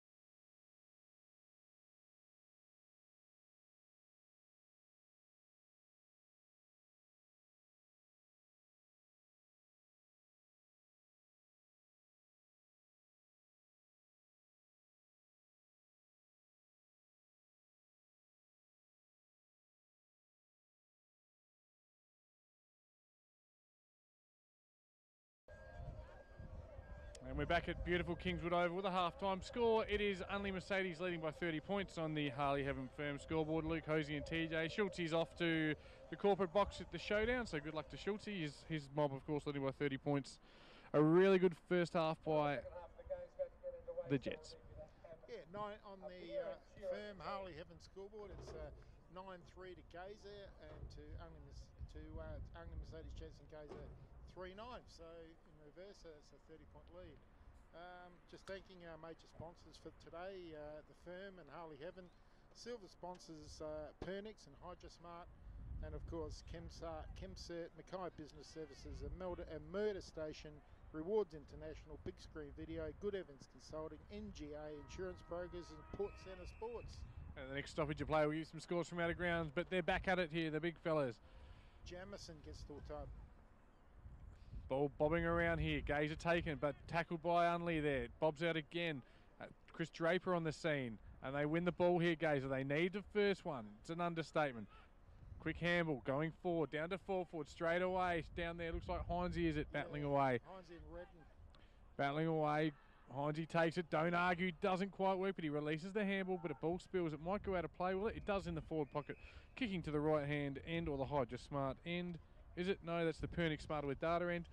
Of course, still a half-time score here. 57 plays, 27. Yeah, Jed Redden do a really good job so far today on Brett Heinze. A guy who can really influence the game of footy. And Ball one down, Gazer come out of it. Quick snap there. He claps it through and he just missed it. He celebrated pretty early there. Premature celebration, I think they call it. And or ejaculation. Yes, and it's it's not very edgy. That's the 10th point there from Gazer, and that is bad kicking. So 3-10 won't win you too many games of footy. Let's see what Unley have got here. A little early surge by Gazer. Just release kick out to the playground area. Of course, looking forward, but not finding a player, and Gazer will get the kick just inside the 50 on the boundary. Tell you what, I've seen better goals than this kick, but this is going to be a very tough one. It's fair to say. They've really got to own the first 10 minutes of this quarter and kick 2 or 3 goals. Yeah. Have to. Scoreboard pressure is everything, and if they can get the first 2, this entire game will change. Can't tell who it is from there, lining up from the boundary. Gets very close to the man on the mark, high up and into the goal square. Should be spoiled through, and is. Well done. That's Gazer's 11th point, 3-11, plays 9-3. It's the Jets by 28 points, early stages of the final quarter. Some scores from out of grounds as the ball comes in, marked by Unley. Scores from out of grounds really quickly. PAC, too good for Teachery Gully at the moment. Port Districts over Paynham, that's both in Div 1. Over Gullies. Gullies having a quiet few weeks. Yes. Ball comes to the wing now, high up and under kick, just down the line. They haven't discovered their flair yet, Unley this quarter, but they're first to it, overrunning the ball. Good backup though. Way to know, his man in front will take an easy mark there. Should release, does. Beautiful kick, straight down to O'Sullivan, taking the ball out in front. And again, the young fella there, just giving him something to go on with Dylan Lambert. No, is it Lambert or Filkey? It's young Filkey. So it was Tyson Filkey, pardon me. Yeah, playing his first game. And sorry, O'Sullivan will line up for his 3rd. Yeah, I went at half time and I mentioned this matchup, and one of the coaching staff said they're backing him in. They're backing the first gamer in. Can only back him so far. Don't get us wrong. We're not backing the young kid at all. You know, like he's playing his first game of footy. Big ask. Gazer player runs alongside the mark with him. Just hooks it a little bit for my liking, and he does. It's 9 goals for Unley. Gazer 3-11 on the Harley Heaven Firm scoreboard. Great sponsors of SA Footballer TV. Gazer here with a kick in. Kicking in duties. Is that Beadle, the big fella, down at fullback there? I think it is. And he's looking. He's probably going to come out to Papa Christos. No, he goes the other way. Kicks on, does a little Gaelic hand toe to himself. No, it was actually, it was Beadle.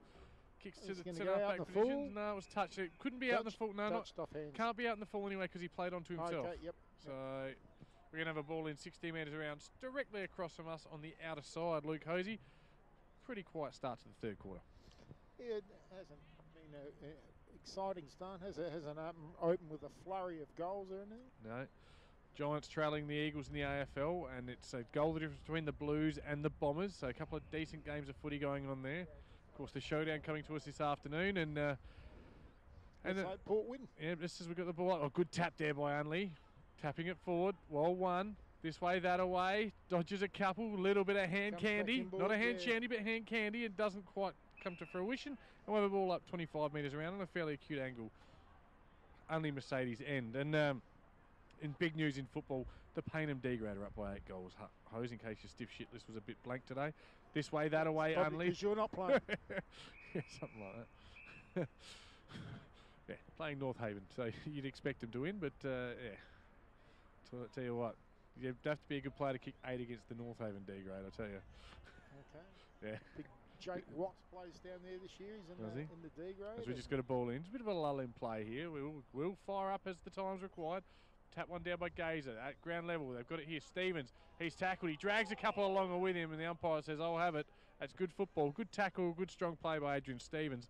Bit of the old British Bulldog style there. He took a couple with him, taken down. But difficult to give witty and sparkling repertoire when it's very very quiet, isn't it, mate? Yes. Oh, Loka's reached in. He's dragged it in. Quick kick to the top of the square. Oh, what a pickup. Lux of Fortune Pesh. Oh, he's going to bounce it. Oh! That's goal of the day. He turned boiled lollies into chocolate there. He bought a box of Cadbury Roses, and then it was a Whitman's Gold selection by the time he finished with it. But again, it was the tack on the ball. Made the possession his, and then Lux of Fortune, the goal square clears out, and he finds a way to kick a right foot on the bounce from 15 metres out, and that'll do. It'll be in the paper tomorrow as a goal to Nick Pesh, his 4th, and only Mercedes 11th. It's 11.470. God, I'm good at adding up. To Gazer, 3:11.29. You're sitting there now going 11.6 is a 66. Hose? No. I'm looking now at the matchups around the grounds, and yeah, still persisting with the young fella there, and Beadle's going onto Pesh, so he did that in the second quarter. But yeah.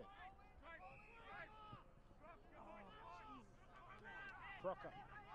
Should go to goal umpire's a bit quick for me. It's 10-4, not 11-4. My apologies. As only win the ball here. Good play. Yeah, good little chiseler, as they often call it. Good play there. Cabaz to 4-4. Beautiful intercept mark there. Dubois. Dubois, as we call him, Dubois now. Sam Dubois. Gives off. Beautifully done. Draper inboard. Quick play. They've got to do it. Quick play. Fast footy. It's time. Tristan Carr. Haven't called his name too many times. Goes to the wing. One back by Leo. Free kick there going to Garrett Smith, the boy from the Northern Territory. Again, very quiet first half. Needs to lift. Horrible kick, but it does find its intended target. 2 up and under for mine. And that goes to Tristan Carr. Back to Carr. Loka. A bit of a man crush there from Luke Hosey. He'll line up from 50 metres out. I had the pleasure of coaching him one year. Williston. He's a ripper. Yeah, he's a ripper. Former Walkerville, Williston. Central Districts, played league out where you are now working. Yep. Yes. And can seriously play. Of course, the Central Districts under 13 had their biggest record ever win last night, Luke Hosey. Broke the record under new coach. Okay, yes. And that wouldn't be Tom Javoy, would it? Loka lines up. The action's here right now, and that's a beautiful kick. Maybe is it snuck in? Certainly it's very hard to say. Goal to Dave Aloka. He is all class, Dave Aloka. Much needed goal to Gaze. It's their 4th. 4-11 plays 10-4. Just breathes a little life into this contest. And at the moment, it is a 29-point ball game, and that's very manageable. Yeah, gone back into the middle, so he's having a run on the ball, wrestling up forward, and certainly would be in one of the most talented players I've ever had the fortune of being, on the coaching panel trying to assist. Now, you just don't try to assist Dave Aloka. He's that good. Yep. Yeah. In the middle, we've got, for Gaze, we've got Masterpone, we've got Stevens, we've got the big fella Dubois, and good tackle there, good shepherd there, laid by Aloka, and they go on with it there, Karen Aloka.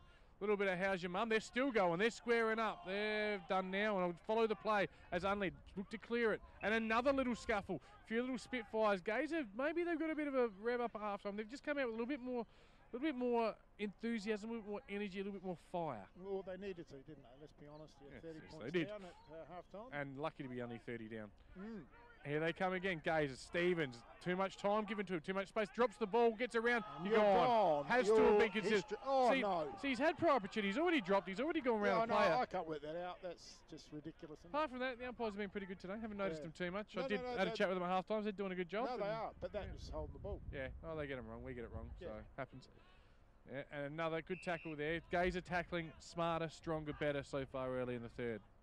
I think that any holding the ball, you haven't been given any opportunity, great. You try to break a tackle, run, you drop it, pick it up, dodge again, you're gone. Yep.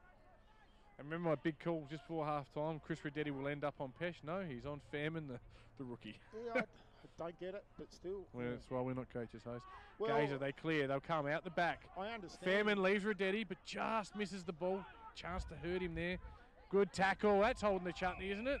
He's had time to sling him, roll him round out of play, Webb Oval in. Good tackle there by... that technique of playing your best halfback Gepps, flanker, of what you rate as is the worst forward, you see that a lot. But generally you find that with someone who creates lots of run and carry, and Chris Radetti's past that point of his career. Yeah, he hasn't had a very good day, to be honest with you. Well, so therefore, that's why I thought he might have gone deep and looked after one of the more potent marking types. Yep. It does look a better forward line now with Pesh there setting up. They've got that T shape. They've got the pendulum. Yeah, pendulum if you like. O'Sullivan at full forward.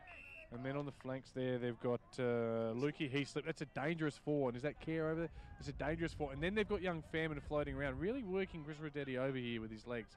Yeah, so that Port Adelaide Magpies, the old pendulum forward line. Yep. Yes. And we're just a third, fourth, fifth ball up here on the wing for... Of course, the mixer's not on today, so it's all live stream, live call, and busting through. Oh, trying to break the pack, trying to make the play, and we'll have another ball up. See what, if they're getting paid by the ball up, these umpires will be rich. Chill centre wing position, good quick ball up, I like that. Get the game going. Again, ball in dispute, coming down, free kick in the AFL, not in the amateur league, getting him low. Ends up coming off second best there, I think it's Joshy Draper. Yeah, Josh Draper, yeah.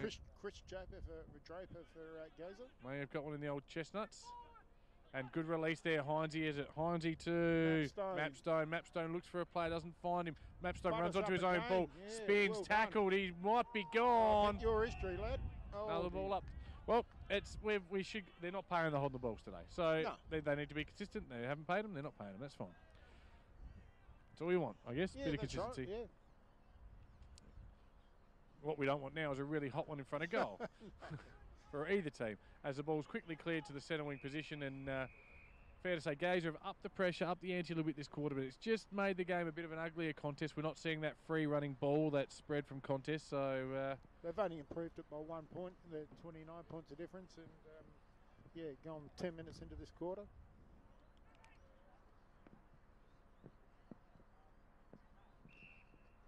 We've got a scoring from Dwight Reserve, and we've got Glenunga as 13-6 to Eastern Park, 7-6, 5 minutes into the third quarter. Massive result, that is. I asked the question in my article this week, Hosey, has Gazer just come forward? We'll come back to it. Gazer come forward, Heinze in best position, but no, stolen by off the second grab. Quick snap there, though, by Aloka. Looks like he's kicked the goal, but the umpires had blown the whistle and given a free kick to Unley, very fortuitously. It is a free kick. Oh, that bird has just absolutely nearly killed me. You didn't see that on camera, but some bird has just swooped me. I think they picked the perfect week to be going out to Dwight when they have to be on best behaviour out there. Yeah, Unley, they'll spread from defence here. Beautiful running bounce, two bounces, good shepherd provided. Straight down the middle they'll come. Beautiful kick. There he is, Petch. God, he looks dangerous. Spins inboard, fast footy, too quick for Du Bois. Goes to full forward, lead up kick. Jimmy O'Sullivan, is it? It is. He looks good, and that's the difference, isn't it, Hose? They've got the two. They know where to go. They're playing fast footy. They're going down the middle because they've got two good targets to go to, and they're controlling the game. They are, and just come back to the Glenunga thing as Jimmy O'Sullivan lines up from 35 metres out directly in front. I talked about it, Hose. It was if they win this one at Dwight, they're 5-1.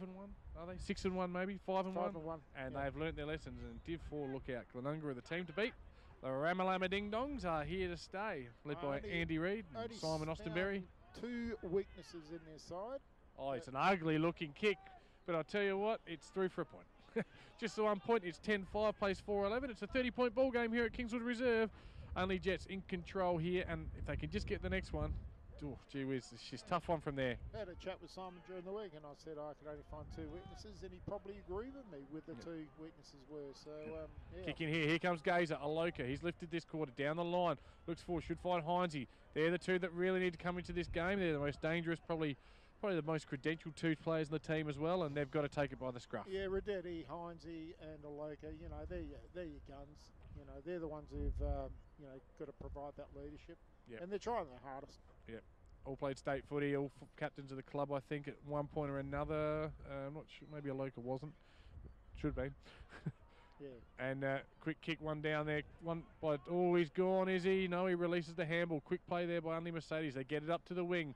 Gazer with the numbers, but Unley getting to the ball first.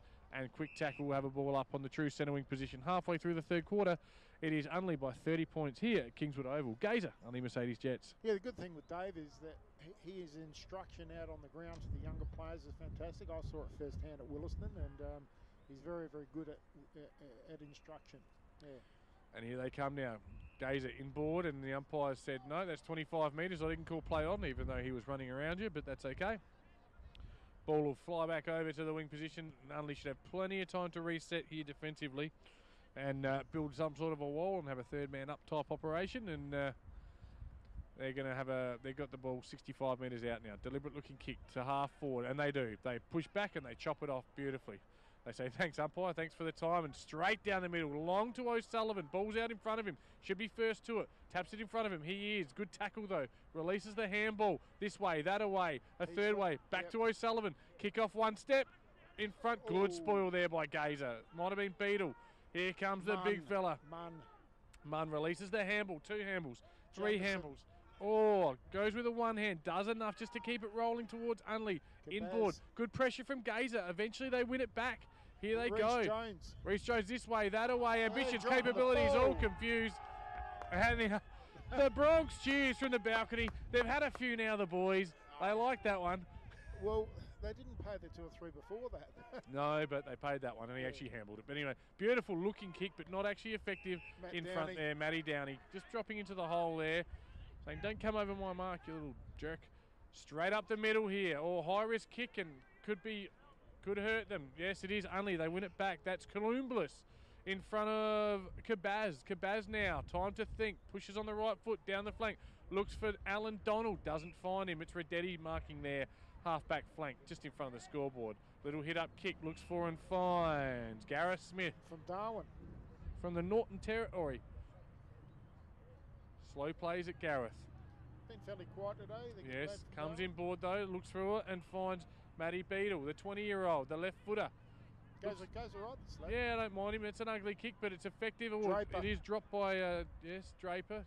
The 18-year-old pushes up towards Hines. Too strong there. Well done, Jed Redden. Jed Redden. Good release kick as well. Looks for and finds Cabaz of the Andrew variety down the line. Plenty of time for the youngster in Fairman. He's been left behind to Jimmy O'Sullivan in front. Good play by the defender there, but reading it beautifully. Care, not a care in the world. He slipped. Oh, he had a bit more time than that. You would have seen that on the vision. Probably had time to almost straighten, take a bounce, and try and burn off the gaze of football in Scott Wegger. First game, the young Wagger too. So Gazer with a few first gamers in Filkey and Wagger. Yes, Wegger, the boy from Wallaroo. And there's plenty of time. Beautiful looking kick, and it does look for and find Mapstone. He's the clearance king, Mapstone. Yeah, Mapstone to Carr. Carr in front of us. Quick play. Oh, it's right in front of us now. The young fella. I loved his first attack on the ball. Benny Fulton. Benny Fulton down the line. And chopped off there. Benny, get up. Go again, young Benny. Yeah, Crocker. Yeah, Crocker. More birds flying around me. Javon nervous. Got some angry birds here today. The ornithological variety. As they break here, but it's all Gazer. Big Beadle again. He's a good reader of the play, isn't he? He'll look to switch. He will. A local will get on the end of the second part of the chain. Downing, I think. Downing now up the middle. Danger. He's burnt the ball. Call the fire brigade because it's all Unley. They look for all care. Good attack. Kick out of the ground, and that'll do. Yeah, it was Mapstone to Jones. Jones swings around on the right. Fast footy time, but he kicked it straight to the Unley. All he had to do was kick to the other side, and Heinze had that side of the ground in control, but he didn't. Dangerous switch. This quarter's not exactly a highlights reel, is it? No, some of the commentary has been great, though. As Unley will clear through centre half back to the wing. They should have an overlap here. Runs just dropped off a bit from both sides. It's not as electric, not as sharp. And Nick Petch is out the back here. If Unley can get it forward, he's out the back. Snuck on from the interchange bench. Sneaky little bastard. Okay, yes, and they've just worked it out. Beadle there at the back will drop back on him, and we're going to have a ball up 15 metres out from the Unley Mercedes goal, and all this time is probably good for them because they lead currently by 29 points in the third quarter. Tell you what was good today, mate, is their Kransky rolls out here. Sensational. You had 4 of them, you should know. As the ball the ball spills out of bounds here. The after effects are being felt very shortly, I would have thought. I went to one of our old sponsors today, Cafe Numero Uno for lunch. Okay, fair enough. Yes. Well, Neil and the boys, hello to them. Ball spills, and we're going to have a ball up 50 metres out. A little bit of uninspiring football. We've seen 3 goals for the quarter. I'm not sure how far in are we. Have you taken time? No. We missed Darcy. Missed the clock. Yes. 18 minutes in. Of course, for all you viewers, you've got the scoreboard and the time clock on SA Footballer TV, which is fantastic. Yeah, it's on the live stream, so I can start my clock now. That's really good at the 18-minute mark.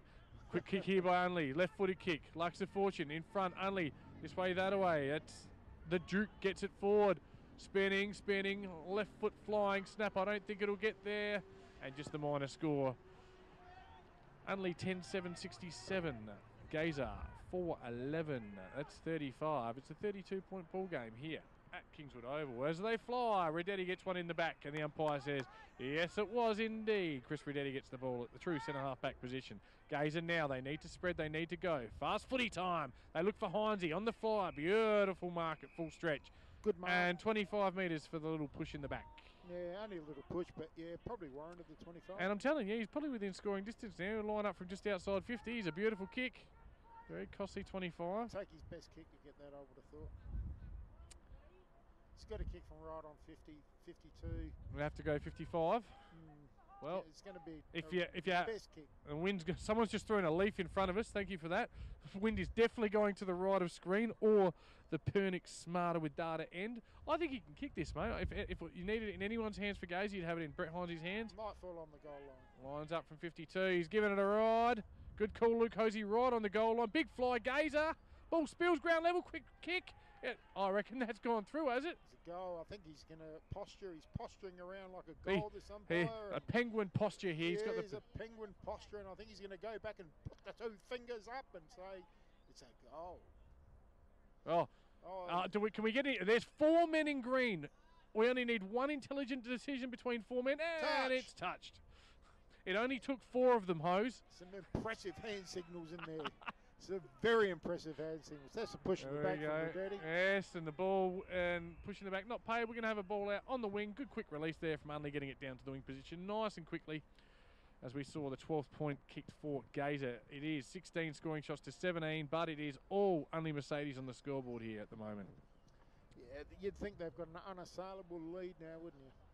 Well, nothing's happening really. They're 20 minutes into the 3rd quarter. Stevens flying out the pack, quick kick up and under. Oh, good strong play. Would have felt the nudge in the back there, Lukey Crocker, but didn't go with it. Held firm and releases. Earl, yes, the young fella in his first game. The Duke, little Duke now. Will probably come down the line. No, he goes inboard. Well done, good boy. Looks and finds Oscar Munn. Munn now. He's been all right today. Serviceable young fella. Yep. Good energy. He's mistimed the kick, but Nick Pesh makes it his. Gets there. Quick release down the line. Here's Heaslip. Watch him. He'll gather. He'll drop at the knees. He releases. Oh, this way, that away. That was that's what we call the old hand candy, and that was beautifully played by Riley Fairman. Unfortunately, the kick didn't match the hand candy, and out on the full on the far side. There's a whole pack of epileptic dogs out here today with the kicking, but not to worry. It was good football up until that point. Matt Downey's going to have the kick in the right full forward pocket. It was Releases Draper. The ball far side, is it? Yep. Is it Draper? Good kick. Redetti. Had a better quarter, Redetti. Comes inboard. Oh, good spoil there. Just got his knee in the back. Caused the spillage. Good fist of the ball. Stevens, strong play. Bounces out and finds out wide there. That's Downey. That couldn't have been him kicking out. He's the fastest man in the world. Releases half forward now. Looks across. Looks for Glenunga. Haven't caught his name. He takes it on the bounce. Just fumbles. Got to be clean of that, Sammy boy. Gets the inboard handball. That's not too bad. Inside out. Left foot. Checky is straight to an unlimited. And that's James. In the words of the pig, Jason Dussel, kick a drop punt. And he will clear now. Josh Draper. Joshy Draper. Far side, and that looks like, I don't know, Daniel Kerr. Daniel Kerr, yep. Kerr down the line to Alan Donald. Clint Donald even. Comes in board, big Alan. Alan he looks for and finds Lucas Spinellio. He's been serviceable down back. You don't call defenders' names like good play Fairman. Overlap run. Big left foot. Shanky kick downfield. I wouldn't bother remonstrating with him. because Adrian Stevens has given a downfield free, dumped Andy Cabaz after acceptances, and the ball has landed 5 metres out in a reasonably acute angle. Probably not the smartest move from Steve-O. It was idiotic. I didn't actually see what he did, but he's got rid of the ball. I actually followed the ball because he kicked it, so he's hit him very late. And who's going to have the kick in the pocket? Munn. Simon Munn is going to line up for his first. Yeah, I was actually following the ball too, and when I spun around, he was just being collected then. So, 10 metres out in the boundary line. He runs around. They love him from here. Oh, right into the post. Probably could have ran around a lot more. Only took 2 steps instead of the 5 or 6 obligatory sort of to open up the... So on the firm Harley Heaven scoreboard, it is Unley Mercedes Jets 10-8 to Gazer 4-12. So it's a 32-point margin to the Jets. Beadle, he's got a man here. Reece Jones ignores him, goes short instead to the back pocket in front of the old storage Chris shed. Rodetti. He's had a few kicks this quarter, but he hasn't... He's looked to come inboard a lot, which is good attacking play, but hasn't been able to crack it open as such. Goes to centre half back flank, and it's all Unley, but off pack there. Good play. It looks like Downey maybe. No, I think that they do look the same. But Draper. it's Draper. Yeah, we've done that a few times today. The Draper Downey doppelganger. Yeah, that blonde hair and the same sort of build. Yep. 1 goal 5 to Unley this quarter. Haven't been able to put the opposition away. 2-3 to Gazer. So they've had the same amount of scoring shots again, and interestingly enough, just the 2 more scoring shots for the day for Unley. So we've gone 24 minutes into the third quarter. Couldn't be too much time and on. the move has just been made now with Reece Jones has gone and back the to umpire's Sullivan. called it. Good umpiring. Good tackle. Dave Aloka. Aloka just telling Heinze, lead, and here he comes, Brett Heinze. Great hit up kick from Aloka. Beautiful. Could be 25 there, but no. Heinze looking fat side now. Looks for, should find the young fellow in Fulton. Running onto it actually. Good play there. Who's that? That's Dylan Lambert. Lambert burns his opponent. Quick kick. Looks for centering. Ball 2-on-1. Oh. Help arrives. It's a pack now. Stacks on. Coming out of it is Gazer. Release handball. Looks for the left footer. Comes out. Releases out the back there. Quick flying shot and kick. Oh, it's a goal either way. It's a goal to Gazer and it's a goal to number 30 for Gazer. Gareth Smith. Gareth Smith hits the scoreboard. And that's Gazer's 5th. Gazer 5-12. Unley Mercedes 10-8. Not a huge crowd here today, it's fair to say. They're scattered all around the ground, so maybe 400 odd. And for those listening, we're a long way from action, about 150 metres away, and yeah, it's always a little bit difficult to pick them up. Gee, our commentary's been good down this end though. And that was Gareth Smith with his first, the boy from the Northern Territory. Just breathing a little bit of life, just getting it within reach. Just about to call for that, for Heinze to have a bit of a run on the ball to give him something, and they've done it. Just about to say something, he's actually gone onto the ball, so I think that's a good move. If they can sneak one more this quarter, I tell you what, it's game on in the last. They might tighten up the Jets. Big Spinello in ruck against him. Stevens, he's come into it lately. Gets a quick kick to half forward, no one in particular. Here comes number 10, he's tackled down from behind. It's either in the back or holding the ball, and the umpire, they always love to pay those in the backs. It was a great chase there from Cabaz, and he took down young Benny Fulton, but Benny Fulton gets the free kick. 55 out, goes to the pocket, probably not the best spot for it. Chopping across beautifully. Unley working as a team there. Ball down the line. Umpire's found something back there, and it's a free kick. FAD behind. And someone's injured. And it's 3/4 time. A Gazer player's down. I know he's injured because Unley are calling for help. Someone's. And well done to the Unley player. 2 Unley players there. Yeah, someone's hurt pretty bad. I would have thought for him the way they. Let's not speculate. Oh, no, but the way that they've yelled for the. We're not live, but yeah, there's 3 Unley players around trying to help him, and they've called for a stretcher. Stretcher's gone straight there, so yeah. Looks like he slipped off the back of the tackle. Well, we're going to be able to see it on the video a lot better later, but. Ambulance, they called for an ambulance.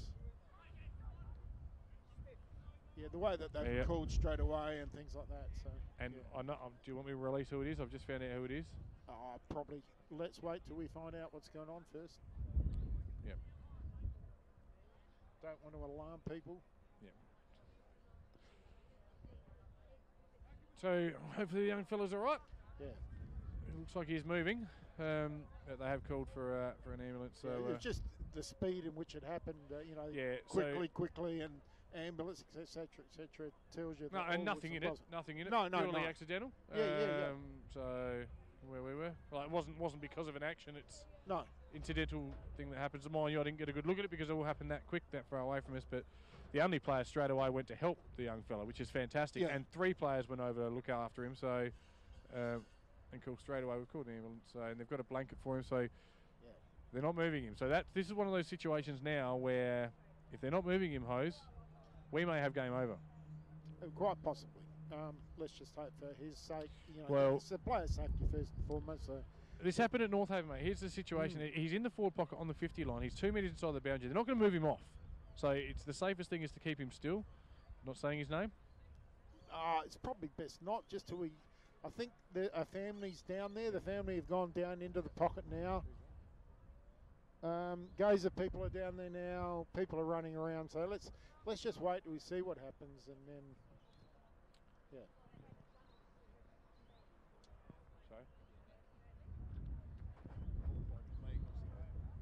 No, we're not going to speculate what it could be. It could be a broken bone. It could be, it could be a broken leg. It could be a knee. So look, and you can see now the players have now taken. Okay, so Mark Ballas, he knows everything about Gazer. He's not sure what it is. So we're not going to speculate on what or who. Wish the boy all the best. And I reckon this one's over, Ho. So let's take a few scores from out of grounds. Because we've been in this position before. The ambulance will not be here in the next 30 minutes. No. The game is at the moment, so the scoreboard is relevant. It's 10-8-68 to Unley. Gazer 5-12, that's 42. It's a 26-point ball game. They've kicked 5 all day. They have to kick 5 to win.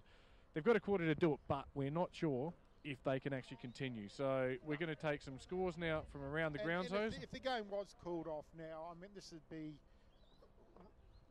how the game would have panned out. I would have thought in the end anyway. About a 5-goal margin, isn't it, roughly? Yep.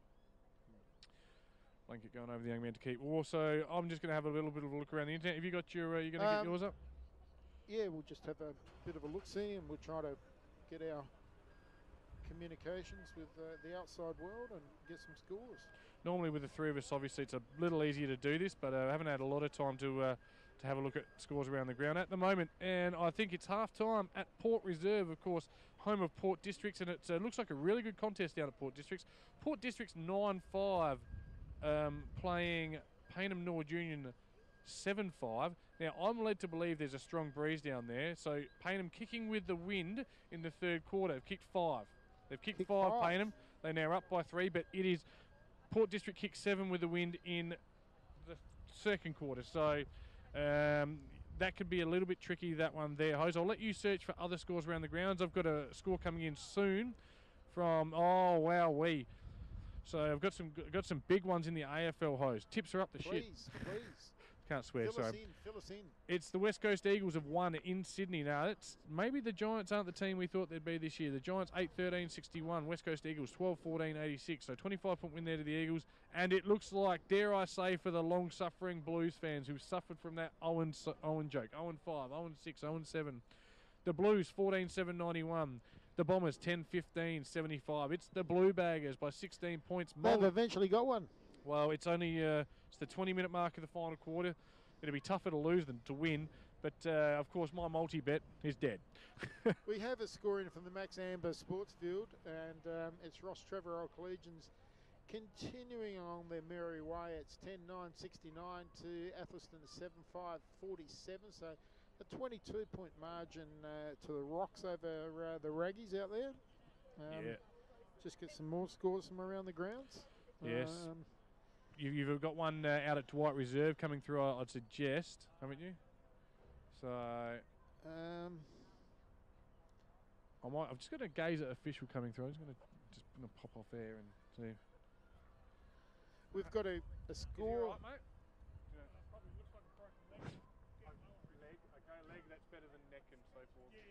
Okay, so we can actually release it. Yeah. Beautiful. We can release that now then. Yep, so it is a broken leg, which is, as silly as it sounds, appears to be a huge relief, because spinal, neck, that's concussion, that's where things can go and long. It's Gareth Smith. Yep. Yeah. Well, that's what I was told. Yeah, That's yeah. what I heard them say. I haven't seen it with my own eyes. We might we've get got that. Mark Bayless coming through now. He'll be able to fill us in, I'm sure. Yeah. So look, he is okay. It's broken leg. Those things do repair. Obviously, Yep. it's not going to. We were worried a bit more. Yeah. Look, it is Gareth Smith. Gareth We just heard Smith. from Gazer player. Yeah, and it's a left ankle. So Left ankle. look, it's obvious it's not a good break, but and that's why the Unley players helped him straight away. Yeah, they would have heard it. I would have heard it. They've seen it, and that's. I mean, you're at war. No, I don't like to use the word at war because war's something different. You're certainly having a dip and a battle out there, but that's not what you want to see from your opponent. And it was awesome. Shows a lot about community footy and where we're at in the Adelaide Footy League. The days of trying to kill each other over. You have a beer in the change rooms afterwards. These are two good clubs. I don't know about you, but when I played, a lot of times I heard guys break a leg, and that's what I suspected happened, because I know when playing, you heard it, a leg go snap straight away, and you could hear it straight away. Yep. And just being out there and you go, oh my God, and you know what it is straight away, and that's what they've done. The Unley Mercedes guys have yelled out quickly, let's get some help for this lad. He's done this, he's done that, So. And look, I mean, I was playing with one of my best mates, if not my best mate in Gaelic football. He was the state captain. We're playing on the full forward line together. He took a mark next to me, turned on his left, and I heard his ACL go. He never played football again. Yep. I heard him go. I heard him scream. A green whistle. I had tears in my eyes when I saw him with a green whistle, because I knew you do get that feeling, and that's why you say, like, the breaks might look worse, but they can actually repair. Whereas a knee, once a knee's gone, it can be gone forever. Only just going for a bit of a walk now, and we're playing at Riverside Oval one day, and one of the worst ones I ever saw. I played with a lad called Jeff Provis, and I heard it go snap, and I looked around, and his leg was pointing through his sock on a right angle. Yep. And it was just horrible, and you just cringe.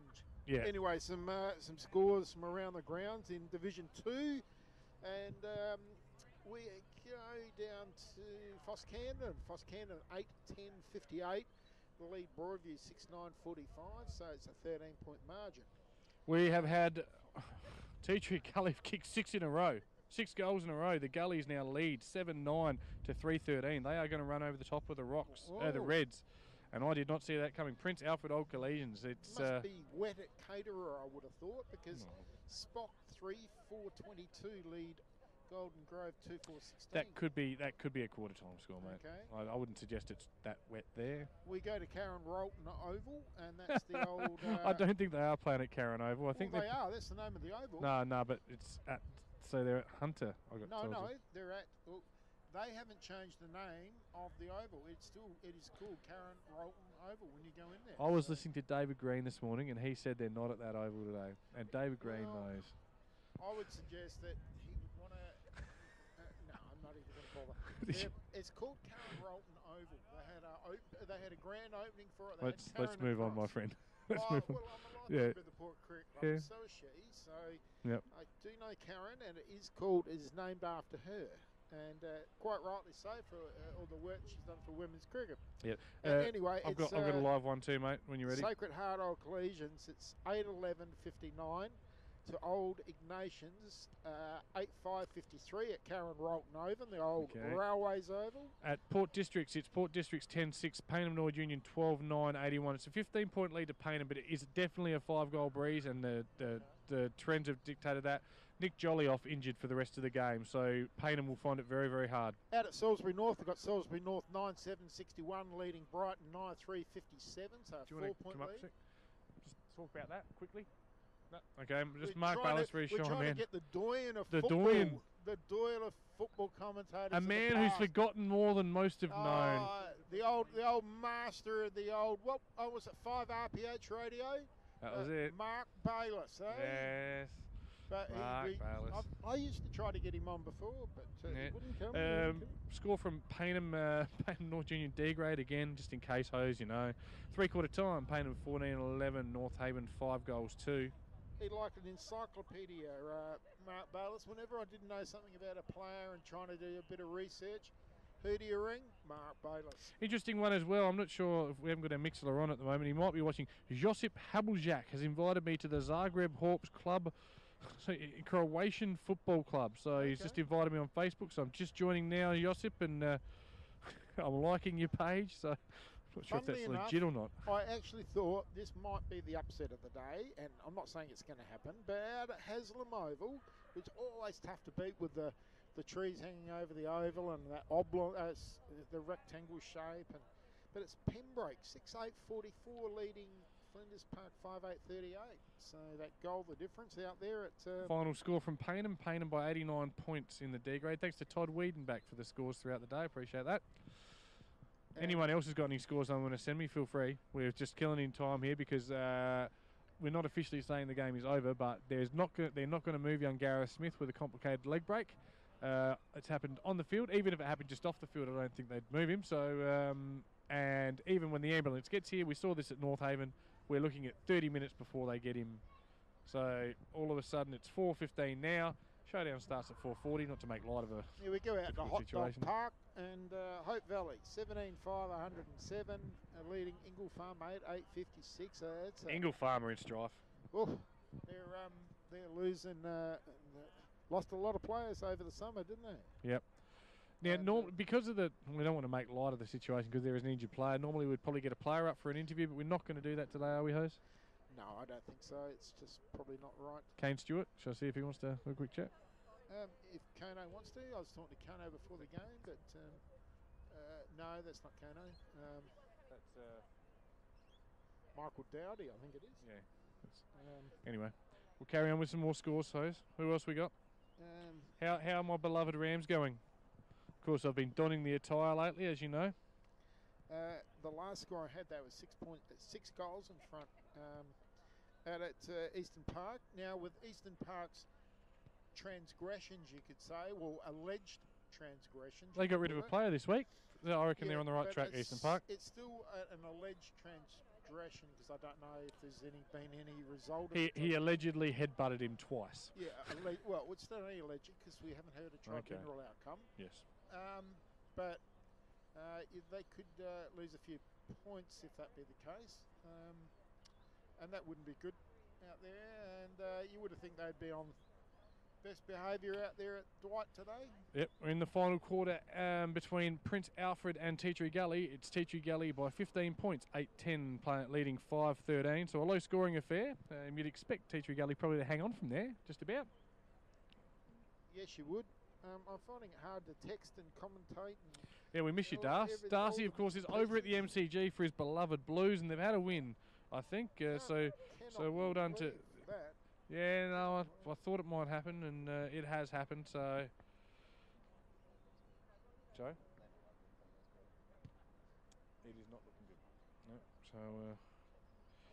And early doors, it's the Suns by 3 points over the Demons. One straight goal plays 3 points, and they've done it.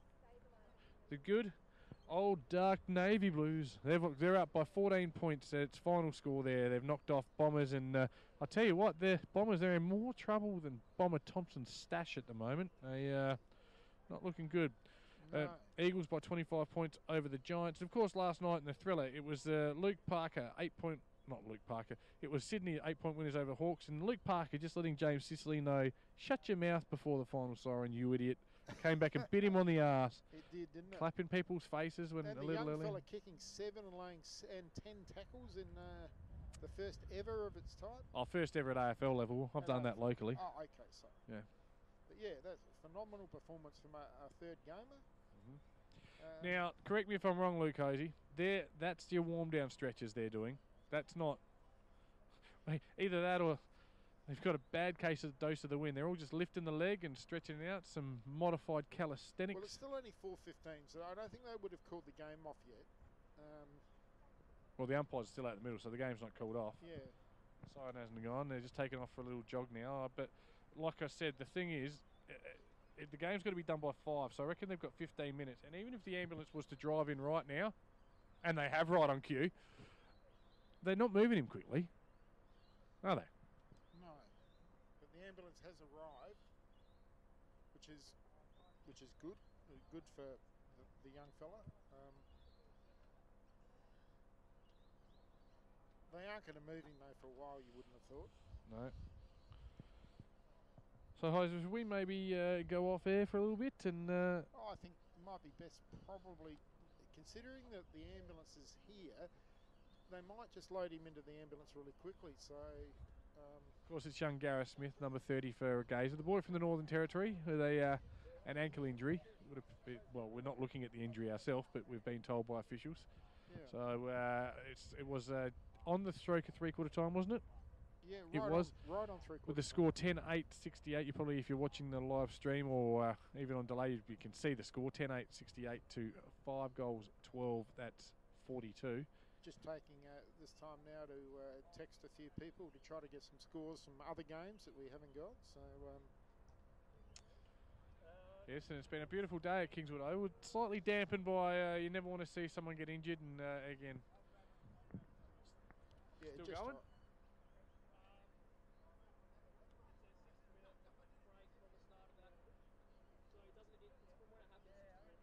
Yep. I've just got one of the umpires here. He's just going to explain the situation to us here. So if you could just tell all our listeners and viewers that, please, mate. Yeah, so it's a 60-minute break from when the injury occurred, but because it was just before the 3/4 time siren, it doesn't include that break. So it's pretty much a 60-minute break from when the 4th quarter would have started. Yeah, but do you have to? And then so if you don't start before that 60 minutes, then it's called off. So if we can start the game again before that 60 minutes, then it keeps going. Is there a deadline on when you can start the game? Is it time? Because it starts. You can play under lights. Yeah. Okay, so it's a 60-minute rule from the point where the young fellow was injured. So this game could recommence by, let's say, I would suggest, I don't know what time he was injured. Let's say it was 20-25 minutes ago. Yeah. This game can recommence by 4:45, and we could be here till 5:20. I'd suggest that's what's going to happen because they will be able to move him in the next half hour, I would have thought. So if you're listening, Katie, I'm going to be home late.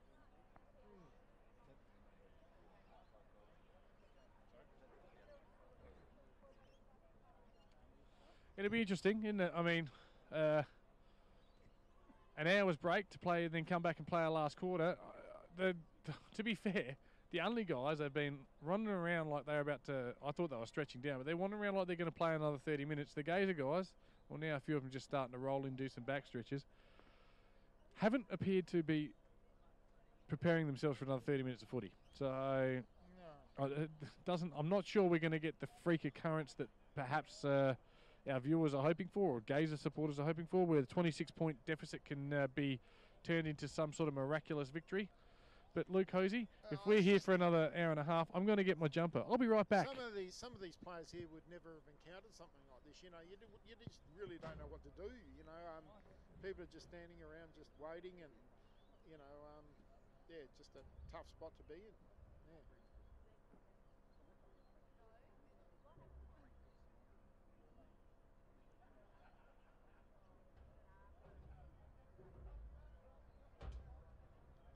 We would just have a slight lull as we wait and see what is going to happen.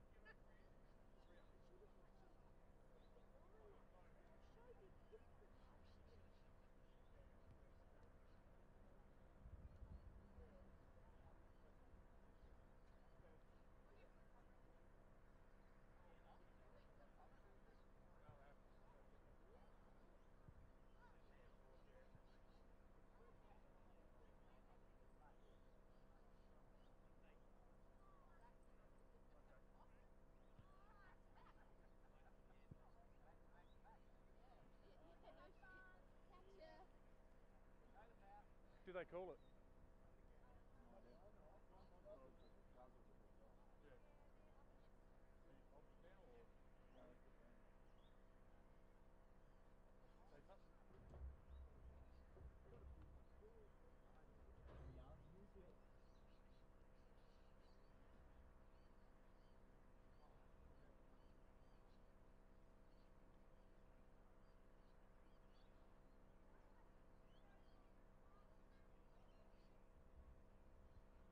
Back on, Hose.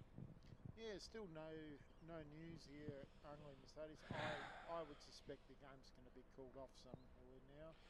Yeah, it's looking like that. Both teams have gone to the rooms. They've got to, the umpire has explained the situation to us, but there's a quarter to play here still, and every time someone runs over somewhere, I'm looking, but the umpires are still in the middle. We've got plenty of scores from out of ground, so until we're absolutely certain what's going on there, we will we'll just get those scores. So let's start, Hose.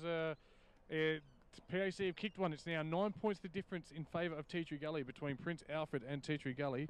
So that one's going to go right down to the wire between the Reds and the Gullies. Hose, is there anything else?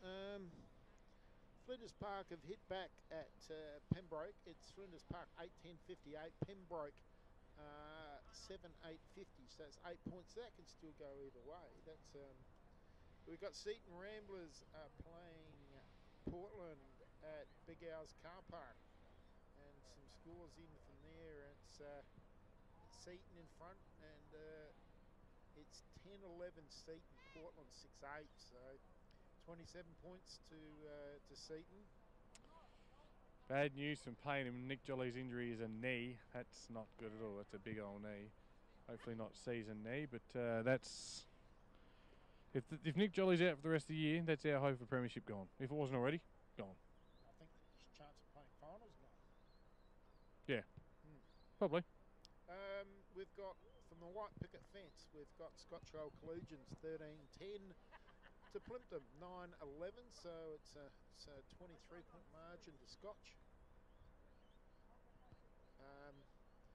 Got a score out from Dwight Reserve, and it is Glenunga 19 goals 10 have defeated Eastern Park 9 goals 10, so it's a 60-point margin to the Rams over the Demons. Let's take a moment to ponder that one. I got mocked and ridiculed for suggesting that they would go on and go back-to-back Glenunga, but they looked their goods. A big win at Dwight Reserve, and they are certainly the team to beat. A big game in another big game in Division 4, and from the Price Memorial Oval, or what do they call it? Thomas Farms. Thomas Farms. Mitcham 13-6, Edwardstown Mitcham 13-16, Edwardstown 13-6. So 10 points, all points, the lead to Mitcham. Got a score in the match of the day in Division 5. Lockley 16-7, Pulteney 13-10. So, but Pulteney have the win in the last quarter. So that's up for grabs. Some more scores. Yes, as again, normally there's three of us, so we have someone on seeking the scores from around the grounds and one of us talking, and we missed, well, of course, one score. We're going to mention it again because Darcy's over there today, our co-commentator Darcy Evans, the magnificent red mound of sound, and he's there and he's watched his beloved Blues have their first win of the season, a 13-point win over the Bombers. The showdown will get underway soon. It's the Suns 2 points down to the Demons, and earlier on today, Payne and Punters Club multi-bet went down in one foul swoop, 25 points. They lost GWS to the Eagles. As we just see Andrew Jarman go past us there. Of course, Triple M's Andrew Jarman. Triple M rocks football, but not as much as we do. Both teams sort of scattered out the front of their dressing room. Another player walking past with an injured ankle. I'd suggest this isn't this isn't the other bloke. But and to be fair, I mean, the guys are now pulled off. They risk hamstring and they risk other soft tissue injuries. Yeah, absolutely. It's 10 degrees, 12 degrees out here, whatever it is. It's not a great for the rest of them to be playing as well now that they've cooled down. People might think I'm stupid for saying that, but no. Now there's actually discrepancy over whether it's 45 minutes or an hour from the point where the injury happens, and everyone's looking at their watches, and it's been about 45 minutes now. That's one thing I know for sure. So umpires are looking.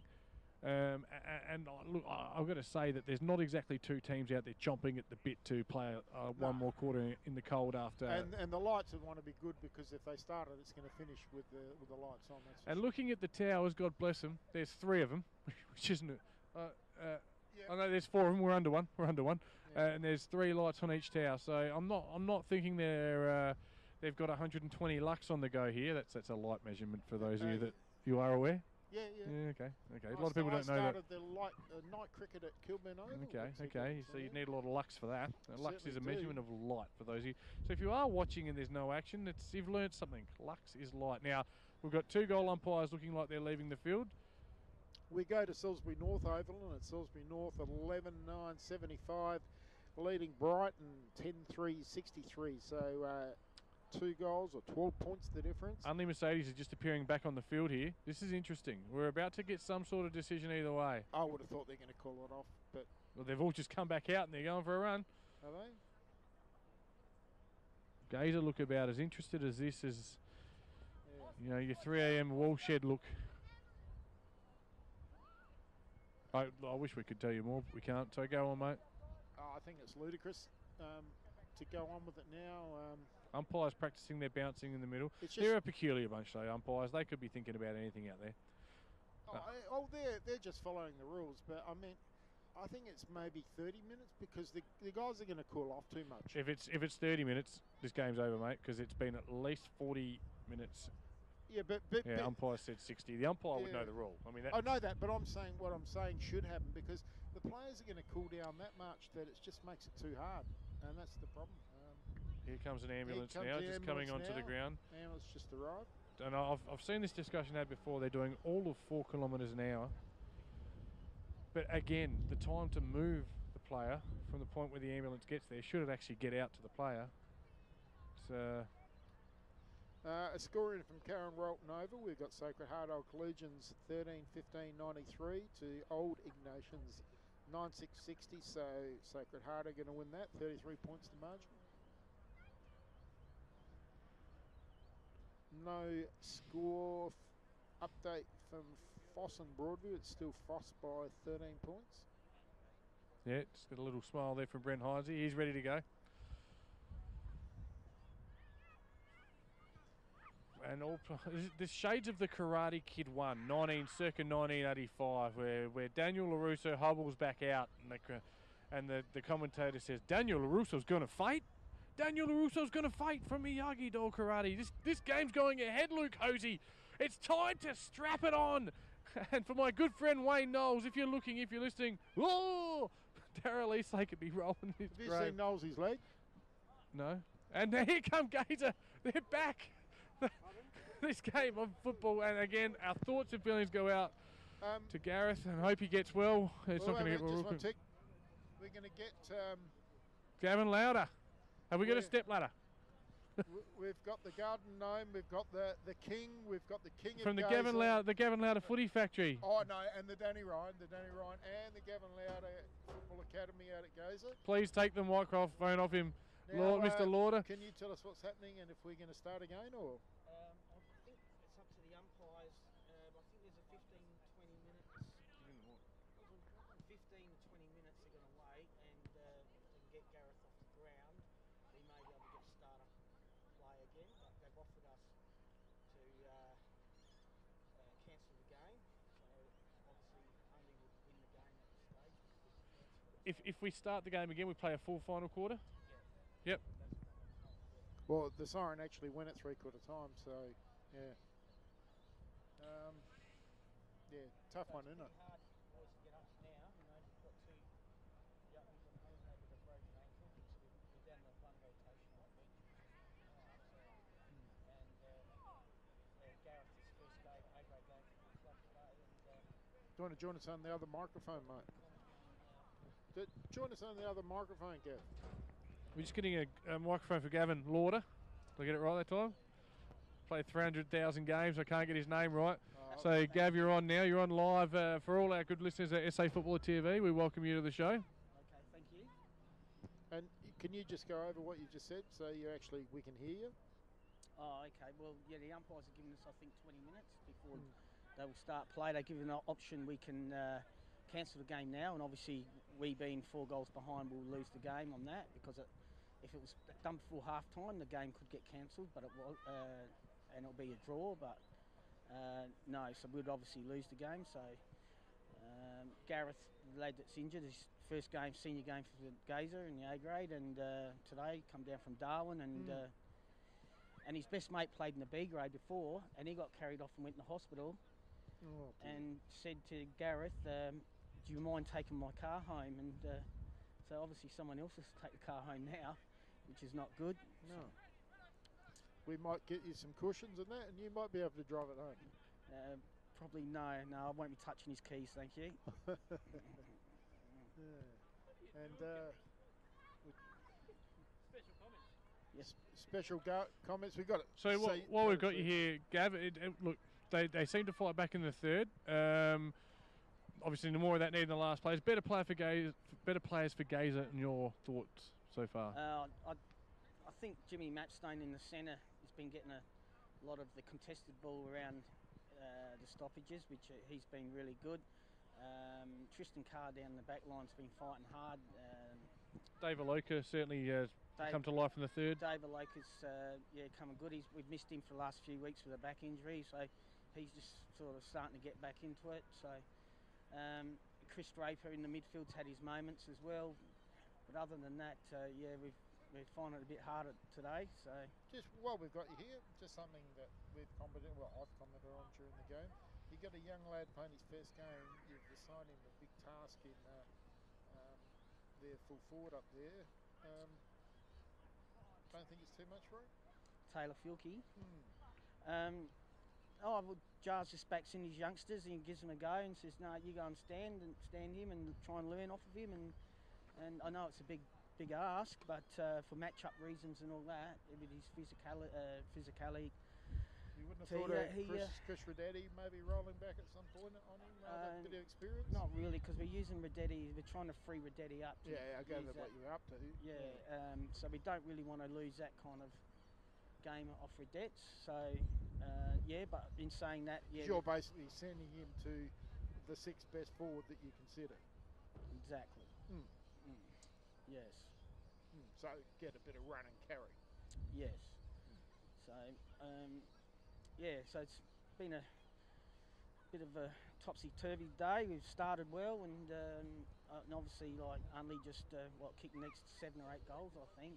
9 in a row. They kicked 9. And our trouble all year's been our kicking, and for goal, and it's hurting us again today. Another big one. I thought Ung and Mercedes, they've coached really well. Kane Stewart's done pretty well. They set Jed Redden for big Brett Heinze, and he's done a really good job on him.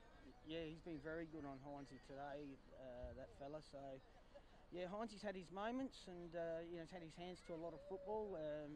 We've miskicked a few to him a few times, so which hasn't helped. When we've got him one on, we've put the ball in the wrong spot. So. Yeah, it's always hard. I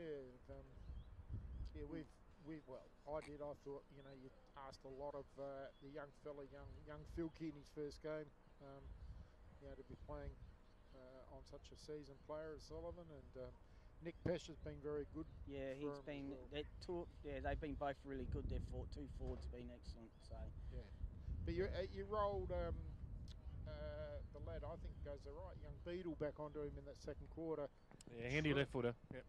Yeah, Beadle's been probably our best defender this year. Yeah. He's got a magnificent left foot on him when he unloads on it, and good intercept mark for us. One of your boys, is he? He's only 20-year-old. He comes from your age? No, he's from. He come down 2 years ago with Tate Skinner, who went off early in the game with an ankle injury. They're from Wallaroo, and they come down here for university, and so just stayed around the corner from the club and looked at it and so ended up with us, which is really good. So he's slimmed down a bit from his first year at the club, but he's been exceptional for us this year. What happened to the big full forward, Bioli? In the B grade, did they? Played in the 2s today. Yeah, Big Benny. I think he kicked 4-7 or something like that, and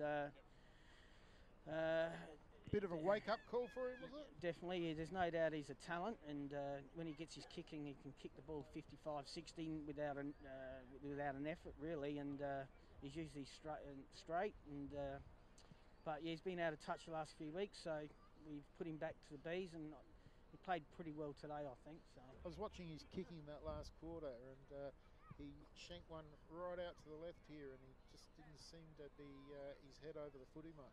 yeah, well, there's no one else. He trains that hard on his kicking. After every training session, he will spend another half hour out in the track with about 25 footballs kicking for goal. So he really does work on his goal kicking. Obviously, he might need to work on a little bit more fitness, but he definitely works on his goal Just kicking. didn't seem to have his head over the ball on release. I don't know. That's Yeah. just watching. Anything else you'd like to add? It's just been a fairly hard day for you in the. Yeah, it's a bit. Look, there's no doubt we're sort of struggling at the moment. We've got a lot of young lads in the team, as have Unley too, by the way. So there's no excuses there. They've played their 37th player this year. So yeah, and they've been very good after the slow start. And but yeah, we are a very young team, and as you said, our B grade was just absolutely block full of young lads. We probably do miss the experienced bodies, and the one experienced body we did bring into the club is getting them carried off in an ambulance right now. So, and talking of experienced bodies, Big Fredo made his return today. When's he due back?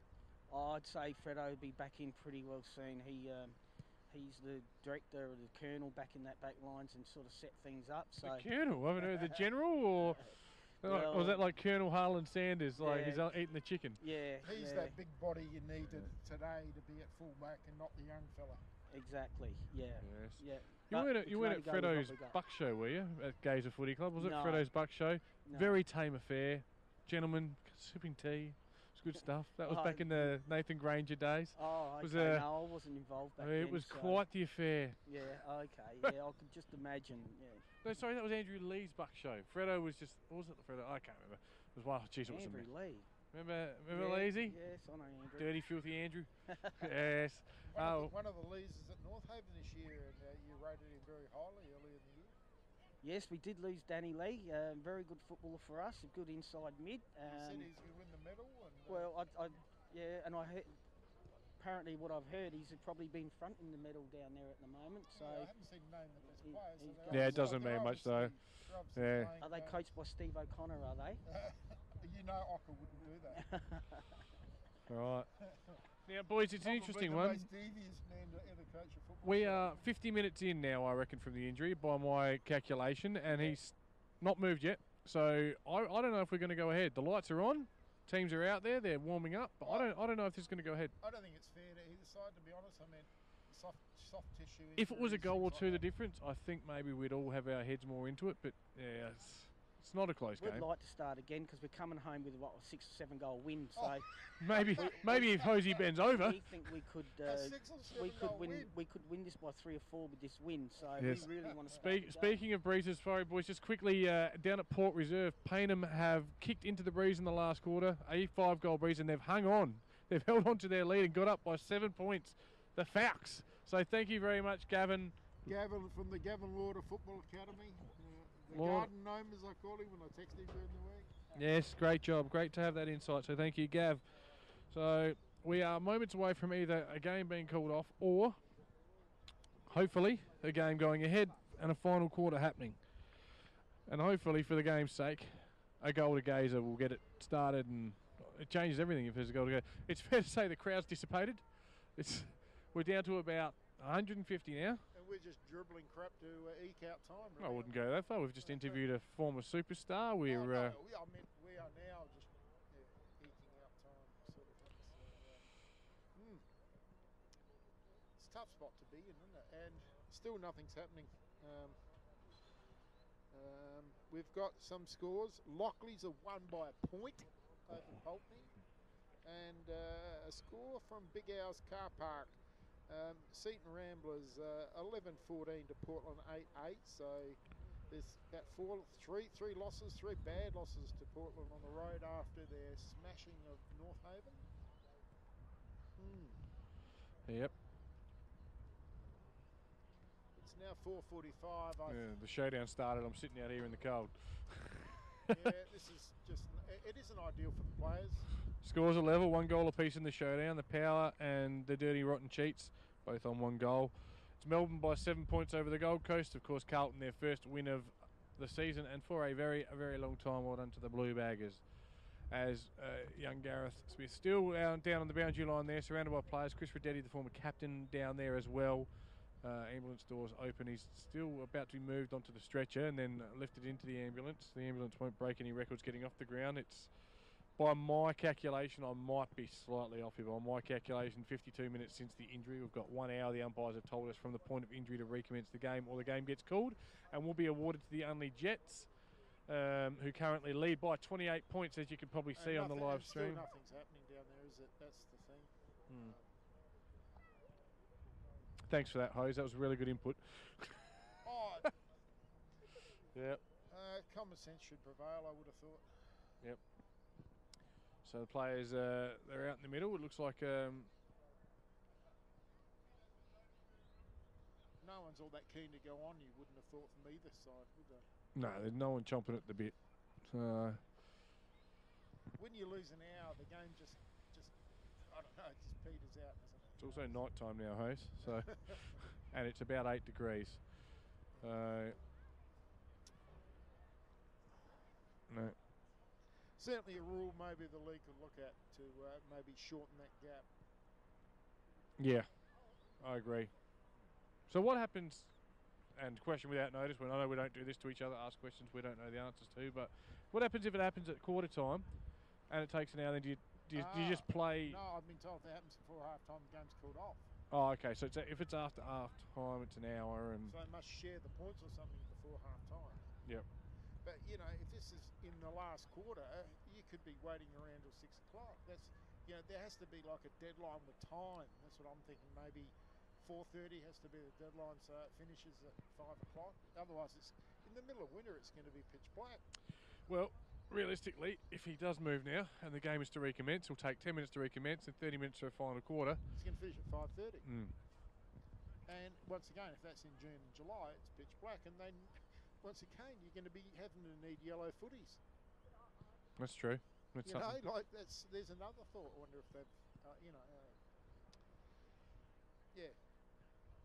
So we wish Gareth Smith all the best in his recovery. It is a bad break, but he'll be back. Looks like they're just moving him onto the next stretcher now. So again, first thoughts when I saw him go down, I saw the Unley people call out straight away and go and support their opposition.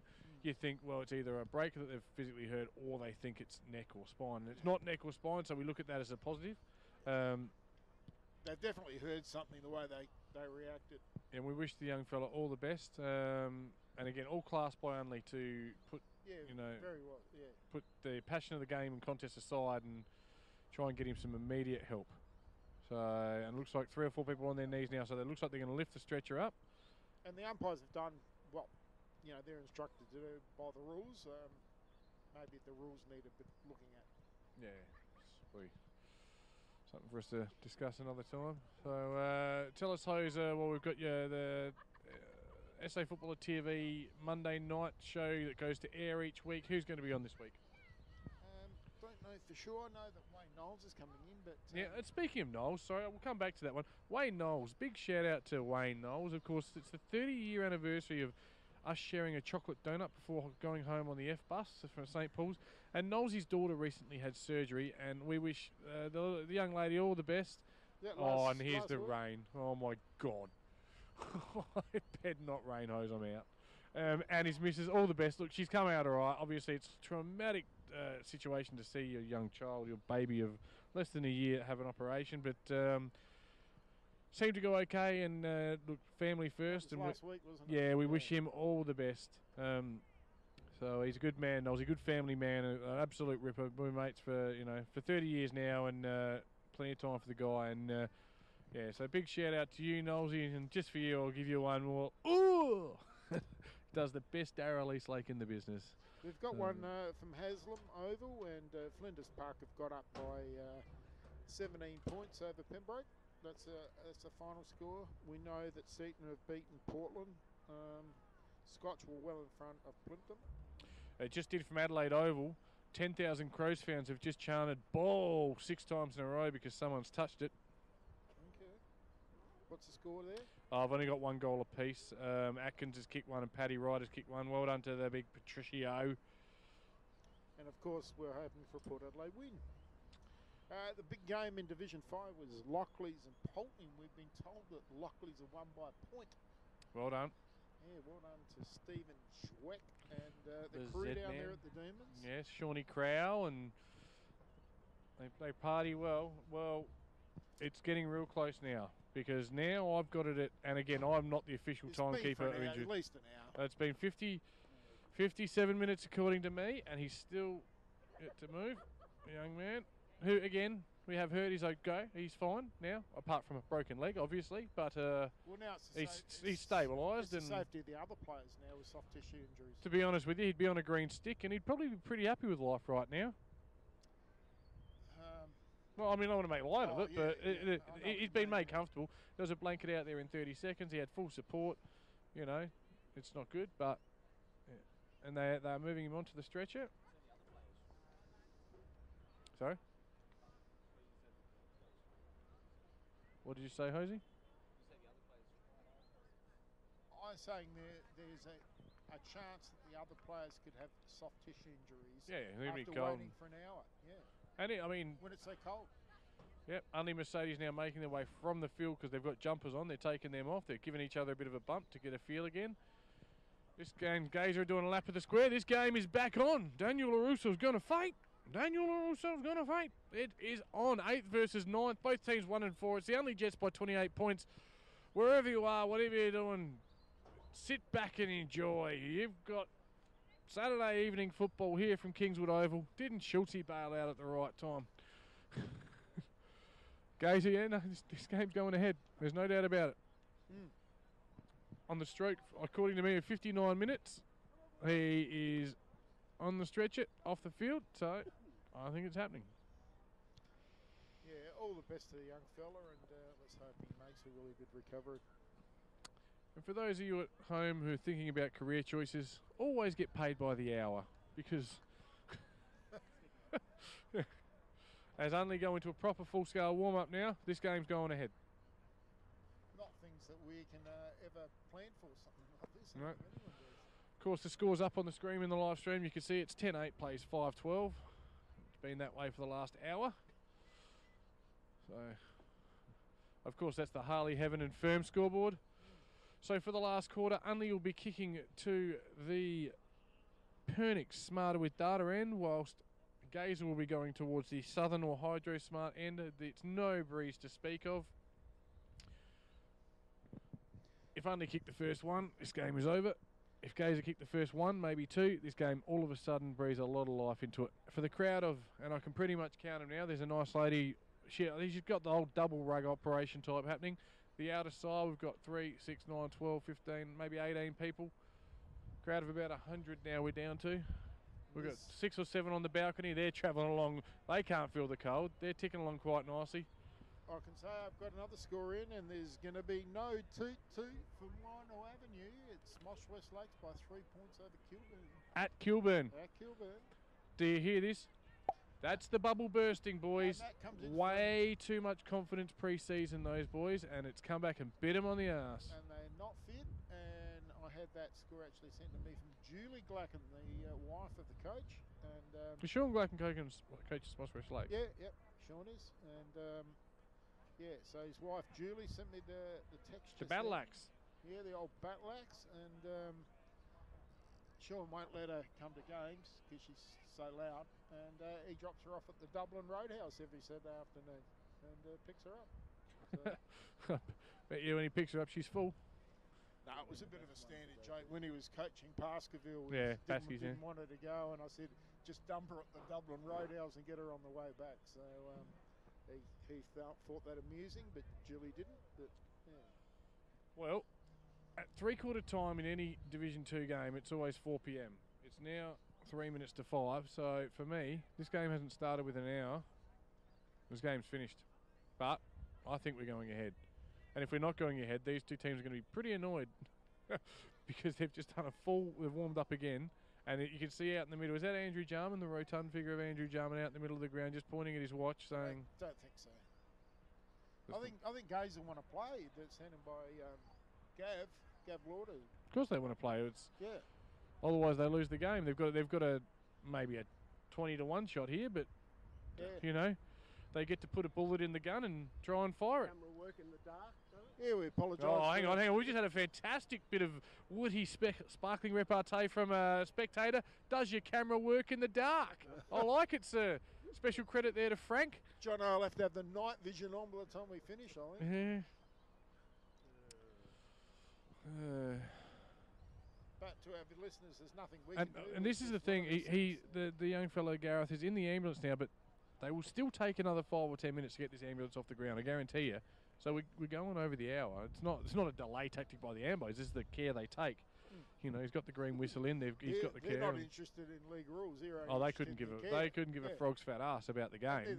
And no, they've got first aid, protect the injury. You know, Dr. ABC, danger. The immediate danger is you've got to look after your patient. And that's what they're doing. So full credit to them. Yeah. As only just break into another drill. It's like training on a Monday night, isn't it? You got to do it, but you don't want to. I'm sure that's gone well over the hour. Well, the umpires, we've got 2 umpires down at the ambulance. It's now 4:59 on the old watch. It's 4:58 on the mobile phone. That's an hour, but we'll see. Maybe being so close to that time. Now, the yellow ball has come out. Yeah. Good call by Jono, the cameraman. Jono going no hands at the moment, showing all sorts of skill, elite standards.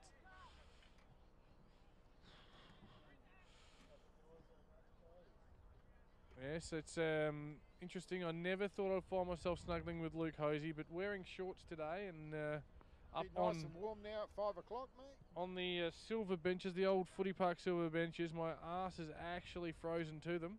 These the old Footy Park ones? Yeah, I think so. So every footy club was offered these benches to purchase at a very low price, and just as a bit of a thing. So a lot of clubs, a lot of the league clubs, and all the clubs around the place got them, and it's a bit of nostalgia here. So you can actually see Lee Wicker's arse print down there, sitting Max Bashir. Well, the old Footy Park ones, these are before they put the bucket seats in. Yeah, that's correct. Yep. Yeah. Gazer, take another lap. I'd be gassed from that. I'm tired just watching them warm up. Mind you, I'm cold enough to maybe go join them. Hose, give us something for God's sake. It's just hard, isn't it? I mean, we're just dribbling crap for the sake of it at the moment. Ambo officer takes his jacket off. He may be leaving. He may be getting in the car. Players are just warming up again. Well, shut the doors for God's sake and get off the oval. Sorry, I just can't take it anymore. Surely it'd be warm if we shut the doors. As the clock ticks 5 on the Fat Cat clock. That's not now. I'll go Eve. Of all the Saturdays too, because I'll be home by around about 5:15. I thought I'd get the Fills up. We've got the great Mark Bayliss now. Is the game going ahead? That's why we're saying it's an hour, but there's another 4 minutes. So Mitchum, the Hawks. Did you play today? You play tomorrow, don't you? Yeah. The game tomorrow? Yeah. Do you know who you're playing? No. Okay, nothing. You know what? They'll set them up. You knock them down. Thanks, boys. Thanks for the interview. Bit of a fist pump, love. Good luck. Enjoy the last quarter. Thanks for being on SA Footballer TV. You can follow us on Facebook, like us, and all of that kind of stuff. That killed 2 minutes. Ambo's still out there. I've never felt so desperate and alone commentating a game of football, Hose. Where's Darcy Evans? Where's Wayne Knowles? Oh! 2 minutes. We got 2 minutes to get this ambulance off the ground. This is getting ridiculous. I think we just need to commit. Players are going out to their positions. Umpires are going out to their positions. Yeah, there's an ambulance. So what happens at 5:05 then, and they're all in position? Now they call the game. They call the game. That would be one of the most ludicrous things you've ever seen, wouldn't it?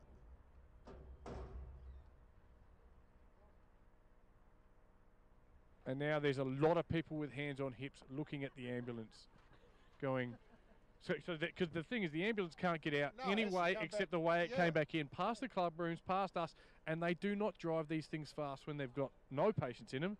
So I can't imagine they're going to... We might get a bit of a woo-woo flashing light type operation Well, as they come past. It is now 5:03. This game's going to get... This is ridiculous. I've got 5:04. So that for me... Ugly are just about to say we're going to collect the points, and Umpires now moving over the ambulance. Well, it doesn't matter what you do or say. They will do what they're going to do. yeah, I mean, And they're like I said, looking if after that the girl driving the ambulance went across the other, if they've got to cross-check paperwork or whatever they do, I don't know the procedures. I'm not an ambulance officer. I'm not making light of ambulance officers. they're doing the right thing by Now, the patient. they're sending a runner over to the ambulance saying, are we moving? Well, You are aware that a game of footy is going to be cancelled. And it's tough one, isn't it? Because I reckon they've opened the gates at the other end to let the ambulance out.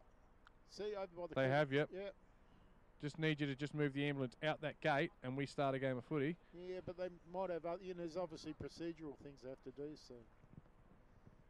And I'm sorry, but that's 5:05. This game's done, I think, unless we... well, the players are out there. We might as well play it now, but... Yeah. And if you're watching, I hope you're enjoying this as much as I am. My phone's down to 1%. I could. This could be it for me. I may never get out of here. We've got gazer people at the ambulance saying, "Look, we just need you to go now." Surely we've got to get the boy to the hospital Technically, as well. under the laws, it has already gone that time. So. And I reckon that's it. There is a handshake. There is another handshake. So we've waited around for an hour. They've warmed up. They've got ready. Oh, this is absolute insanity. This is the most farcical situation I think I've ever seen. I think once they agreed to go back on and they did their warm up, we play like an hour and 7, an hour and 9. Who gives a frog's fat ass? We play the last quarter for God's sake. Surely the rules are going to be looked at here. It's got to be 30 minutes. But there's got to be a grey area in this situation where you got umpires out. If they're going to say, look, when the clock hits 1:05, we're going off. Like it's got to be all right. They've sat there for we're reset. an hour and 7 He's in minutes. the ambulance. All we need is the ambulance to move for a minute and a half. I mean, what do they need? Not the way we like to see a game end, and we certainly hope the players recover. We apologise to our listeners. Little we can do, but here's the ambulance about to move off. So. After waiting for an hour and 7 minutes, we could have waited for an hour and 9 minutes. And the ambulance is literally driving off right now. We could have waited for an hour and 9 minutes. And if you got on something like SA Footy and then posted this tonight, it'd be deleted because that would be deemed detrimental, wouldn't it? So my understanding is that the game stands as the current score, 10-8 to the Jets, 5-12 to Gazer. Like I said, not something that we're particularly keen on seeing the game end as, but... All right, thank you to our listeners, and we'll see you again next week. Oh, is that it? We're calling it. I'm sorry. So we are done, are we, Luke Hosey? If you want to get out the goal scorers, we can go to the Hydros. Well, I think we owe it to our listeners that have stuck with us for an hour and 9 minutes for that. To the firm and Harley having the score. We've got only Mercedes Jets, 10-8, defeated Gazer, 5-12. So, a victory to only Mercedes Jets. Goal kickers for only Mercedes. Nick Peshkick 4, Luke Heaslip 3, James O'Sullivan 2, Pat Taggart 1. For Gazer, Aluka 2, Dylan Olive 2, Gareth Smith 1. The end of this game, the last hour and 10 minutes, hard to describe. I've never experienced it before. Farcical. That's the only word. Should we try and get a word from Andrew Jarman? No, I don't. I mean, Jars is probably not going to be in the mood, I wouldn't have thought. Might have a few interesting comments to say. Yeah, but farcical. We're going to leave it at that. I don't think we've got anything positive to add as the umpires wave their flags. Thanks for that. I just got to ask host, and we don't want to get ourselves in trouble here. Not that we answer anyone, but No. once they've done the warm-up, we can see he's in the ambulance, the doors are shut, the lights are on. Then for 5 minutes we stand there. Surely we just say, well, let's just wait it out. Well, the ambulance is gone. The ambulance is now gone. The rule should really be 30 minutes. But if you waited for an hour and 7 minutes, surely you can wait for an hour and 8 to start the game. Yeah. You know, it just doesn't add up. But where are we next week, mate? we are at Glenunga for the big clash between Glenunga and the Chicks. Fantastic. Look forward to it. Kilburn will be filthy after losing 4 on the trot. So. For SA Footballer TV, Tommy Javor, Luke Hosey signing off from Unley Oval. We'll be back next week.